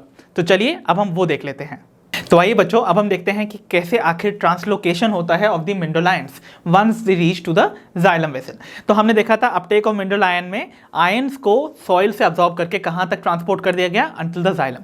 अब जाइलम पे पहुंचने के बाद जो मिनरल्स का ट्रांसपोर्टेशन होता है थ्रू द जाइलम वेसल, वो होता है थ्रू द ट्रांसपिरेशन पुल और द ट्रांसपिरेशन स्ट्रीम। आपको पता है ना, ट्रांसपिरेशन पुल जो है वो एक नेगेटिव टेंशन क्रिएट करता है, जिसके रिस्पॉन्स में जो वाटर एक वाटर कॉलम के फॉर्म में प्रेजेंट था जाइलम वेसल्स या फिर एलिमेंट्स जिनमें की ट्रैकीड्स भी आते हैं, उनमें वो वाटर जो है वो अपवर्ड पुल होगा।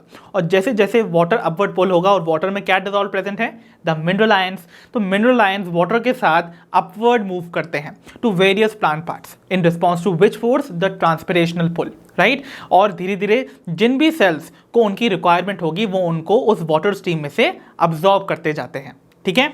सो फर्दर अगर आप देखेंगे कि कौन कौन से वो चीफ सिंक्स हैं, सिंक्स बेसिकली वो प्लांट ऑर्गन्स हैं जो कि उन मिनरल आयंस को एक्चुअली रिक्वायर कर रहे हैं, मीन जिनको उनकी नीड है। वो चीफ ऑर्गन्स बेसिकली होते हैं the growing regions of the plant. तो प्लांट के वो रीजन जो कि एक्टिवली ग्रो कर रहे हैं, जैसे फॉर एग्जाम्पल आपको पता है प्लांट्स में जो active region of cell division होते हैं, they are the meristems, the meristematic tissue, right. तो मेरिस्टेम्स में भी कौन कौन सी, number one is the obviously the apical meristem जो कि प्लांट की हाइट को इंक्रीज करने में हेल्प करती हैं, and secondly we have the lateral meristem जो कि प्लांट की गर्थ इंक्रीज करने में हेल्प करती हैं। तो ये दोनों ही मेरिस्टेमेटिक रीजन्स जो हैं वो रिक्वायर करते हैं मिनरल्स। सिमिलरली अगर हम बात करें यंग लीव्स की, ओके, तो यंग लीव्स जो कि ग्रो कर रही हैं उनके सेल्स भी क्या कर रहे हैं, they are going to be dividing, और उसके लिए भी they require the mineral ions. Similarly जैसे डेवलपिंग फ्लावर्स होते हैं, so developing flowers, fruits and even the seeds, इन सभी को मिनरल्स की जरूरत होती है, as well as the storage organs also. तो जो स्टोरेज ऑर्गन्स होते हैं they also require the mineral ions. तो इन सारे ऑर्गन्स तक आपको सप्लाई देखने को मिलती है of the mineral ions, right. तो they act as chief sinks, okay, the chief sink organ जिनको कि मिनरल सप्लाई किए जाते हैं, ओके। और फाइनली जो अनलोडिंग होती है that occurs at the fine vein endings, यानी कि वेन्स की जो आपको पता है ना, जो लीफ की वेन्स होती हैं वो ब्रांचिंग करती जाती हैं टू फॉर्म अ नेटवर्क, और फाइनली आपको बहुत फाइन ब्रांचिंग देखने को मिलती है। तो सपोज देखिए ये आपकी मेन वेन जा रही थी और ये फर्दर ब्रांच की, इनकी भी फर्दर ब्रांचिंग से आपको और छोटी छोटी ब्रांचेस देखने को मिली। तो ये फाइन जो ब्रांचिंग देखने को मिल रही है, और आप कह सकते हो फाइन वेन एंडिंग्स, वहां पर जाके ये जो आयंस होते हैं वो अनलोड किए जाते हैं। अनलोडिंग का मतलब क्या होगा, देखिए आयंस को अब्सॉर्ब कैसे किया था, बाय यूजिंग एनर्जी। तो ट्रांसपोर्टेशन कैसे हुआ, with the expenditure of energy, और ऐसे ट्रांसपोर्ट को हम कहते हैं लोड करना, ठीक है, या लोडिंग। अगर हम उसको अनलोड करना चाहते हैं, मतलब again we are spending energy to release them out. तो देखिए उनकी अनलोडिंग जो होगी वो होती है फाइन वेन एंडिंग्स पे by two processes, one could be diffusion से and the other could be by active uptake by these cells, okay. तो एक्टिव अपटेक का मतलब यही है कि एनर्जी स्पेंड होगी यहां पर। तो चलिए बच्चों, अब हम देखते हैं एक important feature regarding the translocation और दी ट्रांसपोर्टेशन ऑफ मिनरल आयंस। तो बच्चों मैंने आपको बताया था जो मिनरल्स का रिजर्वॉयर है वो है सॉइल, ठीक है। तो सॉइल में मिनरल आयन प्रेजेंट है। अब सॉइल से आपको पता है रूट्स जो हैं वो अब्जॉर्ब करेंगे मिनरल आयंस को, और जाइलम वेसल के थ्रू आपको वाटर कॉलम के अंदर ट्रांसपिरेशनल पुल के फोर्स के रिस्पॉन्स में उसको सप्लाई कर देते हैं टू द प्लांट पार्ट जो कि उसको रिक्वायर कर रहे हैं। तो लेट से कि एक प्लांट ऑर्गन था, से ऑर्गन 1, जिसको कि स्पेसिफिक एक आयन जो है या मिनरल आयन जो है वो पहुंचाया गया, राइट। अब ऐसा नहीं है कि ये जो ऑर्गन है वो इस आयन को या इस मिनरल को हमेशा के लिए अपने पास होल्ड करके रख लेगा, राइट। ऐसा अगर इस ऑर्गन को लगेगा कि उसके आसपास कोई ऐसा ऑर्गन है जिसको कि उस पर्टिकुलर मिनरल की रिक्वायरमेंट है, से देयर इज ऑर्गन 2 जिसको कि उस पर्टिकुलर आयन या मिनरल की जरूरत है जो इस ऑर्गन 1 के पास सप्लाई किया गया था फ्रॉम द सॉइल, तो क्या होगा, वो आयन इस ऑर्गन 1 से इस ऑर्गन 2 की तरफ मूव कर जाएगा, राइट। तो देखिए क्या हो रहा है, देखिए सॉइल से जब ऑर्गन यानी कि प्राइमरी ऑर्गन, जिस ऑर्गन तक आपको मिनरल आयन पहले पहुंचाया गया उसको हम सिंपली बुलाएंगे ट्रांसलोकेशन या फिर सिंपली मोबिलाइजेशन। क्योंकि यहां पर मोबिलाइजेशन का मतलब क्या है कि यहां पर आयंस आपको मोबाइल फॉर्म में यानी कि मूविंग फॉर्म में नजर आ रहे हैं और फाइनली जाके वो लोकलाइज हो जाते हैं स्पेसिफिक ऑर्गन में। बट जब इस ऑर्गन को लगेगा या प्लांट को लगेगा कि इसके पास एक दूसरा ऑर्गन है जिसको कि उस स्पेसिफिक आयन की रिक्वायरमेंट है, तो वो उस ऑर्गन से उस मिनरल आयन को अगेन मूव करवाएगा टू द अनदर ऑर्गन। तो इसको हम कहेंगे रीमोबिलाइजेशन, क्योंकि इनिशियली मोबिलाइजेशन के बाद वो स्पेसिफिक जो आयन था या मिनरल था वो यहाँ आके लोकलाइज हो गया था, बट अब उसको फिर से मूव करवाया गया, तो फिर से मूव करवाने की प्रोसेस को भी कॉल इट रीमोबिलाइजेशन। ठीक है, तो देखिए क्या हो रहा है, मिनरल आयन जो है वो जनरली रीमोबिलाइज होते हैं from the older senescing parts to the younger developing parts. तो यानी कि वो प्लांट के पार्ट जो कि बहुत ओल्ड हो चुके हैं, एज्ड हो चुके हैं और वो अपनी वो अपनी ज़्यादा फंक्शनिंग प्रॉपर नहीं कर पा रहे हैं, तो इसका मतलब वो प्लांट को बेनिफिट नहीं कर पा रहे हैं। तो प्लांट ऐसे ऑर्गन्स को सेंस कर सकता है और वो क्या करेगा, ऐसे ऑर्गन्स तक जो मिनरल की सप्लाई है उसको रोक देगा, उसको शिफ्ट करवा देगा टुवर्ड्स दोस ऑर्गन जो कि अभी यंग स्टेज में हैं, जिनको ज़्यादा ज़रूरत है उन मिनरल आयंस की, बिकॉज लेटर ऑन उनको यूटिलाइज करके वो जो यंग ऑर्गन्स हैं वो फुल्ली फ्लेश्ड ऑर्गन में कन्वर्ट हो जाएंगे और प्लांट को कुछ बेनिफिट प्रोवाइड कर पाएंगे। तो जितने भी ओल्डर पार्ट्स होते हैं प्लांट के, वहां से मिनरल आयंस का रीमोबिलाइजेशन होगा to basically the younger developing parts. तो मान लीजिए ये जो ऑर्गन 1 था ये बहुत ओल्ड हो चुका है और ये ज़्यादा फंक्शन परफॉर्म नहीं कर पा रहा है, तो यहाँ से मिनरल आयंस जो हैं वो इंस्टेड मूव करवा दिए जाएंगे टुवर्ड्स ऑर्गन 2 जो कि यंग स्टेज में प्रेजेंट है, ताकि ऑर्गन 2 उन मिनरल आयंस का यूटिलाइजेशन करके फुल्ली फ्लेश्ड ऑर्गन में कन्वर्ट हो गए, प्लांट्स को जितने भी रिक्वायर्ड फंक्शंस हैं इस पर्टिकुलर ऑर्गन की वो परफॉर्म करके बेनिफिट प्रोवाइड कर सके। ठीक है, ओके।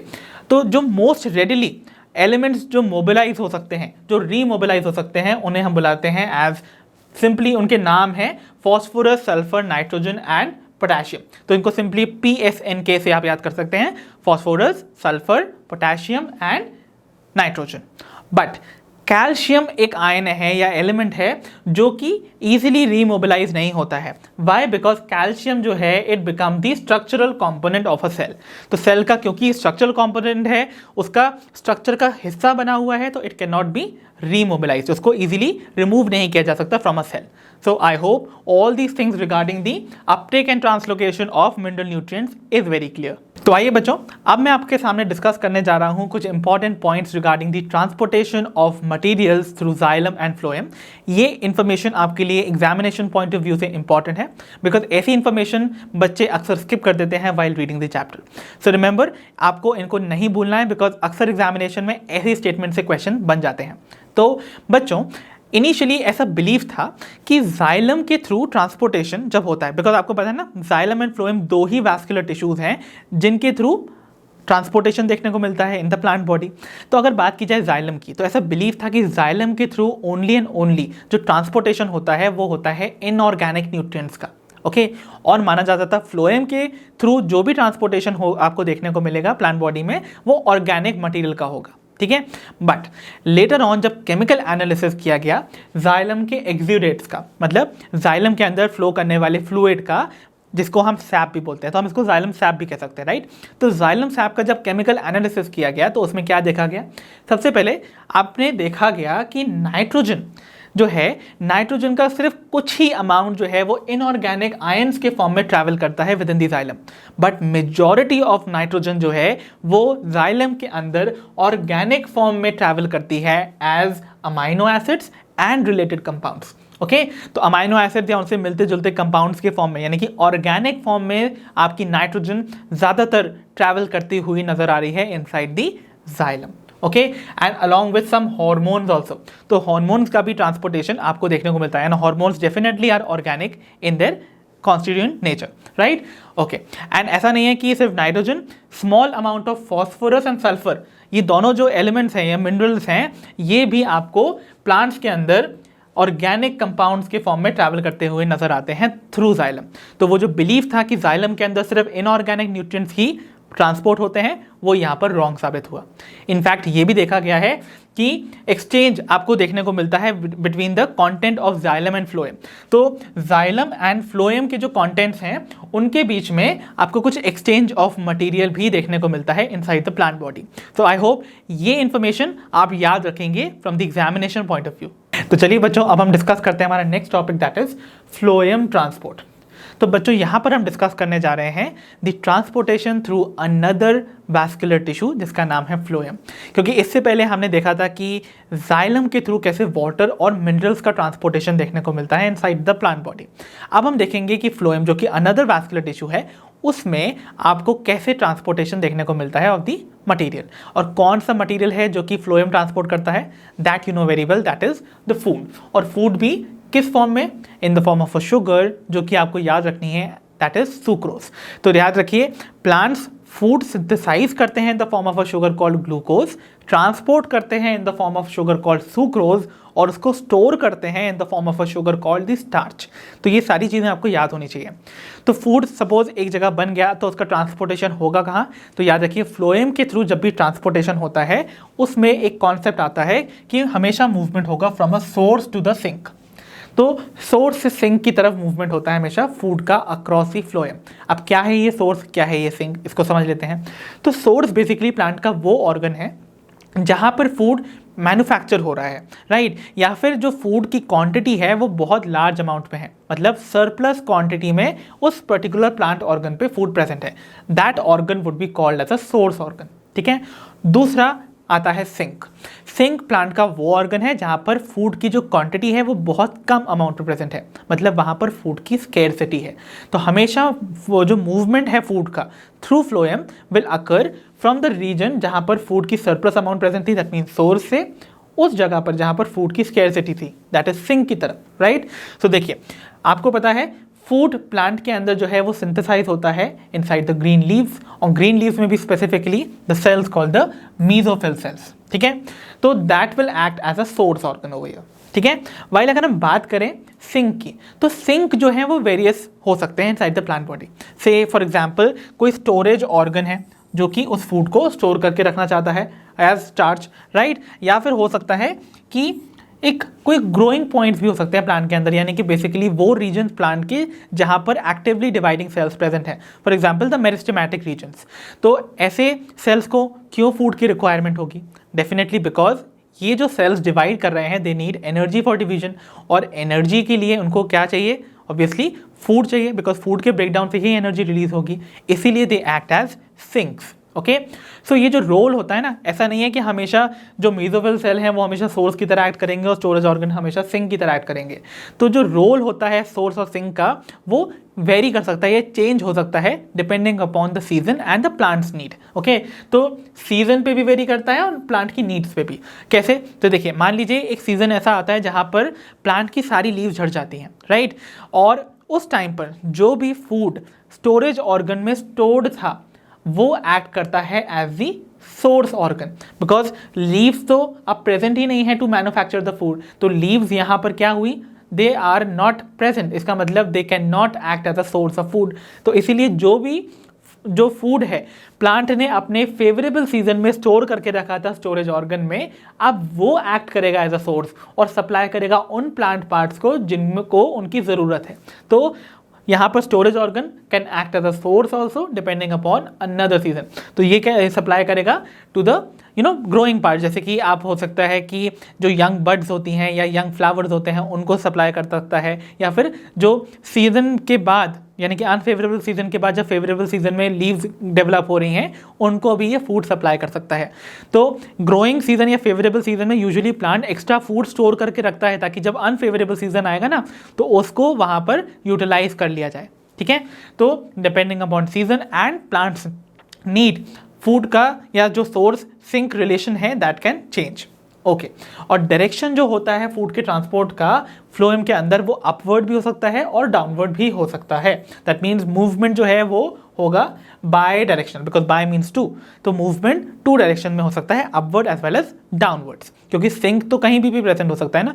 अगर लीफ एक सोर्स की तरह काम कर रही है तो प्लांट का जो ग्रोइंग टिप था वो तो अपवर्ड प्रेजेंट है, तो सप्लाई लीफ से अपवर्ड भी किया जा सकता है। और हो सकता है जो रूट सेल्स नीचे प्रेजेंट हैं इन द सॉइल, उनको भी फूड की रिक्वायरमेंट है, तो लीफ में फूड जो सिंथेसाइज हुआ है वो डाउनवर्ड भी ट्रांसपोर्ट किया जा सकता है। दैट मीन्स अपवर्ड डाउनवर्ड दोनों ही डायरेक्शन में मूवमेंट हो रहा है अक्रॉस द फ्लोएम, इसीलिए we call it bye directional.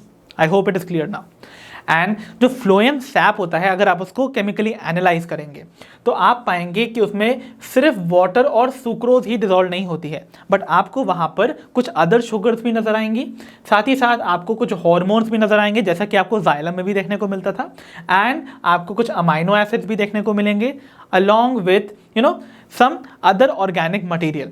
वो सभी के सभी ट्रांसलोकेट होते हैं थ्रू द फ्लोएम, तो यानी कि they all together form the phloem SAP, the fluid जो कि फ्लोएम के अंदर फ्लो करता है। ठीक है, और अगर आप इस फ्लोएम सैप को केमिकल टेस्ट से एनालाइज करते हैं तो आपको पता चलेगा that it is alkaline in nature. तो इसका जो pH है that is going to be more than 7, usually 8 के आसपास होता है।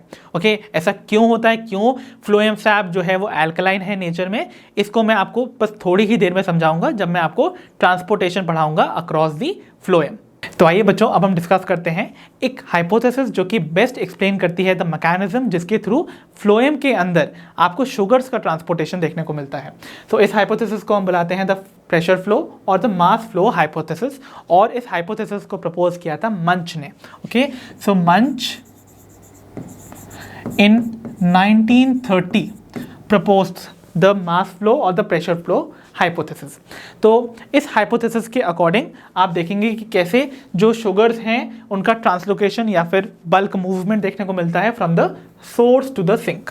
ठीक है, ओके, तो मूवमेंट जो है वो बिगिन कहाँ करेगा, डेफिनेटली उस ऑर्गन में जहाँ पर कि शुगर का कॉन्सेंट्रेशन बहुत हाई अमाउंट में प्रेजेंट हो, दैट मीन्स सोर्स ऑर्गन पे। तो मूवमेंट ऑफ शुगर हमेशा बिगिन करेगा एट द सोर्स। ओके, जहाँ पर आप देखोगे सोर्स के सेल से जो शुगर की मॉलिक्यूल है वो एक्टिवली ट्रांसपोर्ट की जाएगी इनसाइड द सीव ट्यूब। तो शुगर जो है वो एक्टिवली ट्रांसपोर्ट हो रही है, मतलब उसकी हो रही है लोडिंग, क्योंकि लोडिंग जो है वो बेसिकली अनदर नेम है फॉर एक्टिव ट्रांसपोर्ट, ऐसा ट्रांसपोर्ट जहाँ पर एनर्जी स्पेंड की जाती है ड्यूरिंग दी ट्रांसपोर्टेशन प्रोसेस। ठीक है, तो लोड की जा रही है sugar into the sieve tube, कहाँ से, from the source cell. Okay, तो देखिए इसको समझने की कोशिश करते हैं। यहाँ पर आप देख रहे हैं कि ये रिप्रेजेंट किया जा रहा है फ्लोएम का सीव ट्यूब। तो आई होप आपको याद होंगे फ्लोएम के कंपोनेंट्स। तो सीव ट्यूब और उससे क्लोजली एसोसिएटेड जो कंपोनेंट देखने को मिलता है those are called the companion cell. तो ये जो ग्रीन सेल्स क्लोजली एसोसिएटेड नजर आ रहे हैं ना with respect to the sieve tube, वो कहलाते हैं कंपेनियन सेल। तो ये जो कंपेनियन सेल्स हैं ये क्यों इंपॉर्टेंट होते हैं सीव ट्यूब के लिए या फ्लोएम के लिए, because you know very well जो मेच्योर सीव एलिमेंट्स होते हैं या ट्यूब्स होते हैं उनके पास खुद का न्यूक्लियस नहीं होता, उनका न्यूक्लियस डीजनरेट हो जाता है मेच्योरिटी पे। तो उनकी एक्टिविटी को रेगुलेट करने के लिए कंपेनियन सेल का जो न्यूक्लियस है वो फंक्शन करता है। दैट मीन्स कंपेनियन सेल का जो न्यूक्लियस है वो रेगुलेट करता है the activity of the sieve tube elements. ठीक है, ठीक है। सो मैंने बताया आपको ये जो सोर्स सेल है, सपोज ये जो सोर्स सेल है एक लीफ सेल है द मेसोफिल सेल से। ओके, तो मेसोफिल सेल ने फूड सिंथेसाइज किया, किस फॉर्म में शुगर सिंथेसाइज होती है, यू नो प्लांट सिंथेसाइज करते हैं sugar in the form of glucose, but ये ग्लूकोज जो है वो ऐसे के ऐसे ट्रांसपोर्ट नहीं किया जाता है इन द प्लांट बॉडी, तो इसको कन्वर्ट किया जाता है into a disaccharide called sucrose. So this is a disaccharide. ठीक है, सो सुक्रोज बन गया। तो यहाँ पर मेसोफिल सेल में सपोज ये जो रेड डॉट्स हैं they are representing the sucrose molecules. Okay, so now what is going to happen, तो मैंने आपको बोला कि ये जो शुगर के मॉलिक्यूल्स यानी कि सुक्रोज के मॉलिक्यूल्स हैं ये एक्टिवली पंप होंगे इनसाइड दीज कंपेनियन सेल। ठीक है, तो देखिए एक्टिवली कैसे मूव होंगे, मतलब यहाँ पर इस इनवर्ड मूवमेंट के लिए क्या रिक्वायर्ड होगी, एटीपी। ओके, सो एटीपी स्पेंड करके सुक्रोज मॉलिक्यूल कंपेनियन सेल्स के अंदर आ गए। ठीक है, और जो प्रोटीन जो मेम्ब्रेन प्रोटीन एटीपी का इस्तेमाल करके सुक्रोज को अंदर ले रहा है वो बदले में हाइड्रोजन आयन को कंपेनियन सेल से बाहर रिलीज कर देता है। तो what is going to happen at the same time कि कंपेनियन सेल से H+ आयन जो है वो बाहर रिलीज कर दिए जाते हैं। और आपको एक चीज़ याद होगी एनाटॉमी ऑफ फ्लावरिंग प्लांट्स वाले चैप्टर से कि ये जो कंपेनियन सेल्स प्रेजेंट हैं और सीव ट्यूब्स हैं, इनका जो साइटोप्लाज्म है ये आपस में कनेक्टेड होता है by a pore called the pit field. तो पिट फील्ड जो है वो कंपेनियन सेल और सीव ट्यूब के जो एलिमेंट्स हैं उनके साइटोप्लाज्म को कनेक्ट करके रखती है।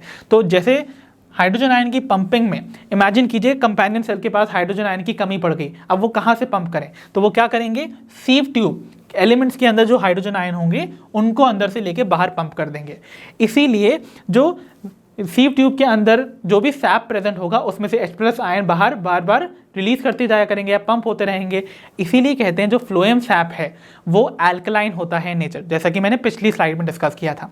सो क्या रीज़न है जिसकी वजह से फ्लोएम सैप एल्कलाइन होगा, वो होगा बिकॉज जो H+ आयन है वो एक्टिवली पंप आउट कर दिए जाते हैं वाइल शुगर अंदर की तरफ लोड हो रही होती है into the sieve tube. I hope it is clear now. तो जो लोडिंग हुई मतलब यहाँ पर जो सुक्रोज मॉलिक्यूल की एंट्री हुई that sets up a water potential gradient. तो वाटर पोटेंशियल ग्रेडियंट एक डेवलप हो जाता है that facilitates mass movement in the phloem. कैसे, देखिए जब सुक्रोज मॉलिक्यूल यहाँ पर सीव ट्यूब एलिमेंट्स में एंटर किए तो मतलब सोल्यूट का कॉन्सेंट्रेशन बढ़ गया, पानी का कॉन्सेंट्रेशन घट जाएगा ना। पानी का कॉन्सेंट्रेशन क्यों घट जाएगा, बिकॉज ऑब्वियसली आप जानते हैं जब सोल्यूट ऐड करते हैं हम किसी भी प्योर सॉल्वेंट में तो उसकी वाटर पोटेंशियल क्यों घटता था, बिकॉज जो वाटर मॉलिक्यूल्स हैं वो इन सोल्यूट के साथ इंटरैक्ट करना स्टार्ट करते हैं। अगर वो उनके साथ इंटरैक्ट करेंगे तो क्या होगा, ऑब्वियसली उनकी जो फ्री एनर्जी थी वो घट जाएगी और कंपैरेटिवली यहाँ पर वाटर पोटेंशियल घट जाएगा। तो वाटर पोटेंशियल यहाँ पर कम हो गया और नेबरिंग्स आप अगर देखोगे बगल में ही फ्लोएम की जाइलम की वेसल जा रही है, तो जाइलम की वेसल में ऑब्वियसली फ्री वाटर मॉलिक्यूल ज़्यादा होंगे। तो क्या होगा, यहाँ पर जाइलम में अगर आप देखोगे तो वाटर पोटेंशियल ज़्यादा होगा और यहाँ पर फ्लोएम में वाटर पोटेंशियल घट जाएगा इन सीव एलिमेंट्स में। तो एक क्या डेवलप हुआ, वाटर पोटेंशियल का ग्रेडियंट डेवलप हुआ, एक तरफ हाई वाटर पोटेंशियल एक तरफ लो वाटर पोटेंशियल।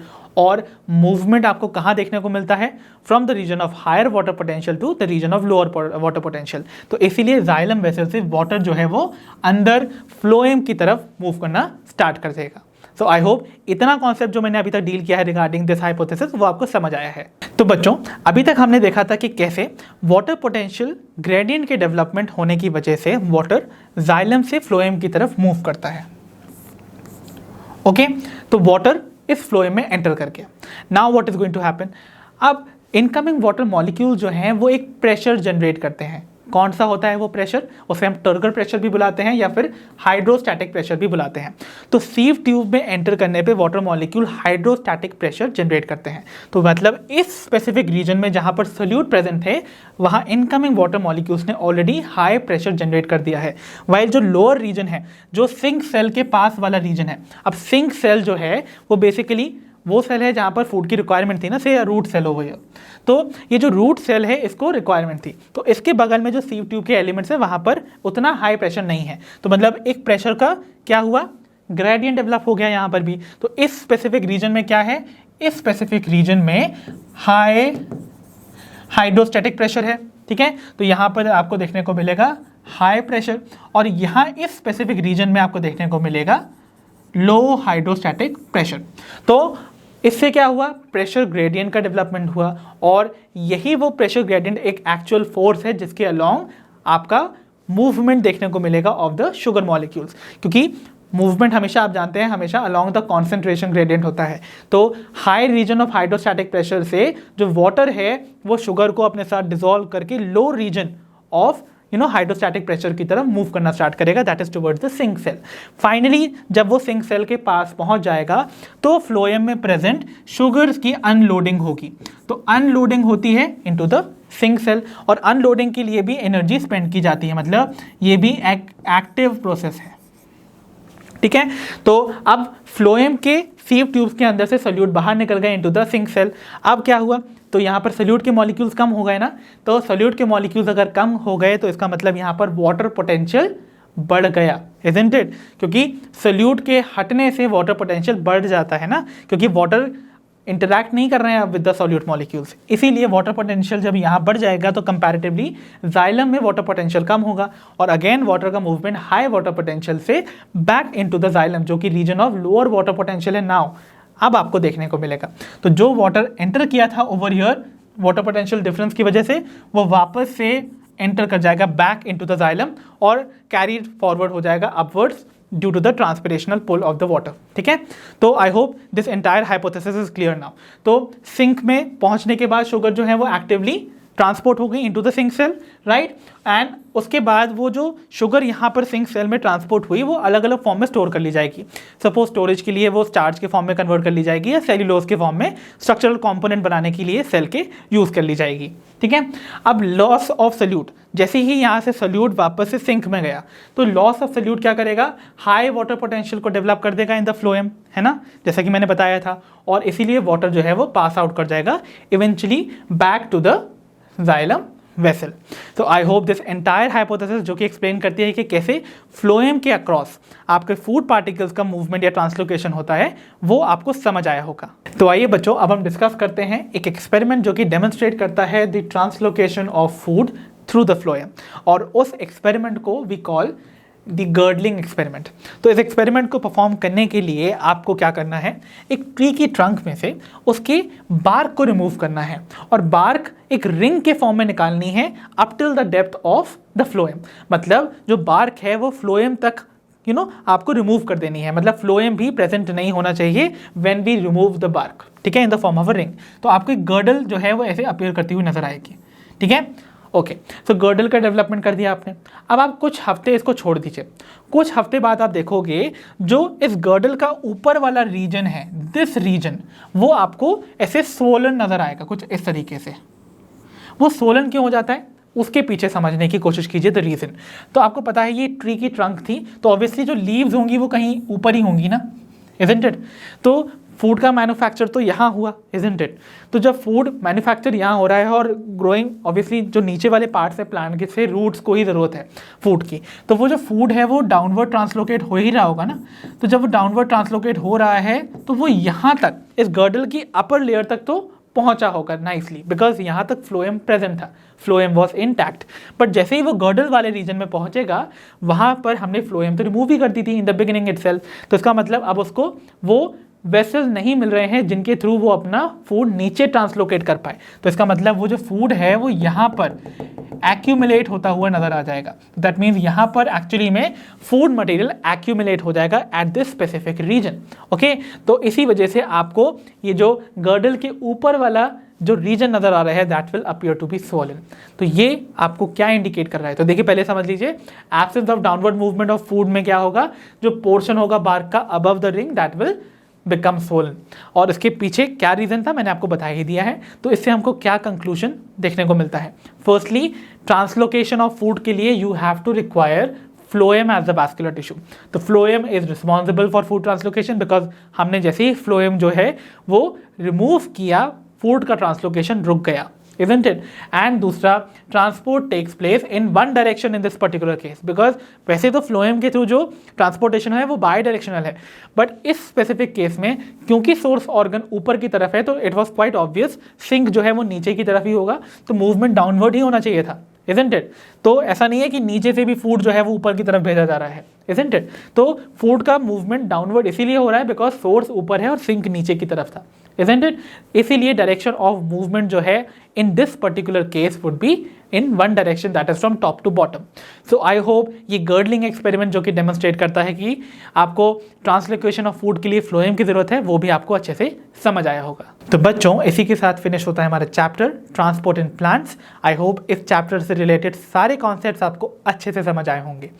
सो अब मिलेंगे बच्चों हम अपनी नेक्स्ट वीडियो में। अंटिल देन आप अपना ध्यान रखते रहिए, पढ़ते रहिए, और जैसा कि आप सभी जानते हैं लर्नो हब फ्री है पर बेस्ट है।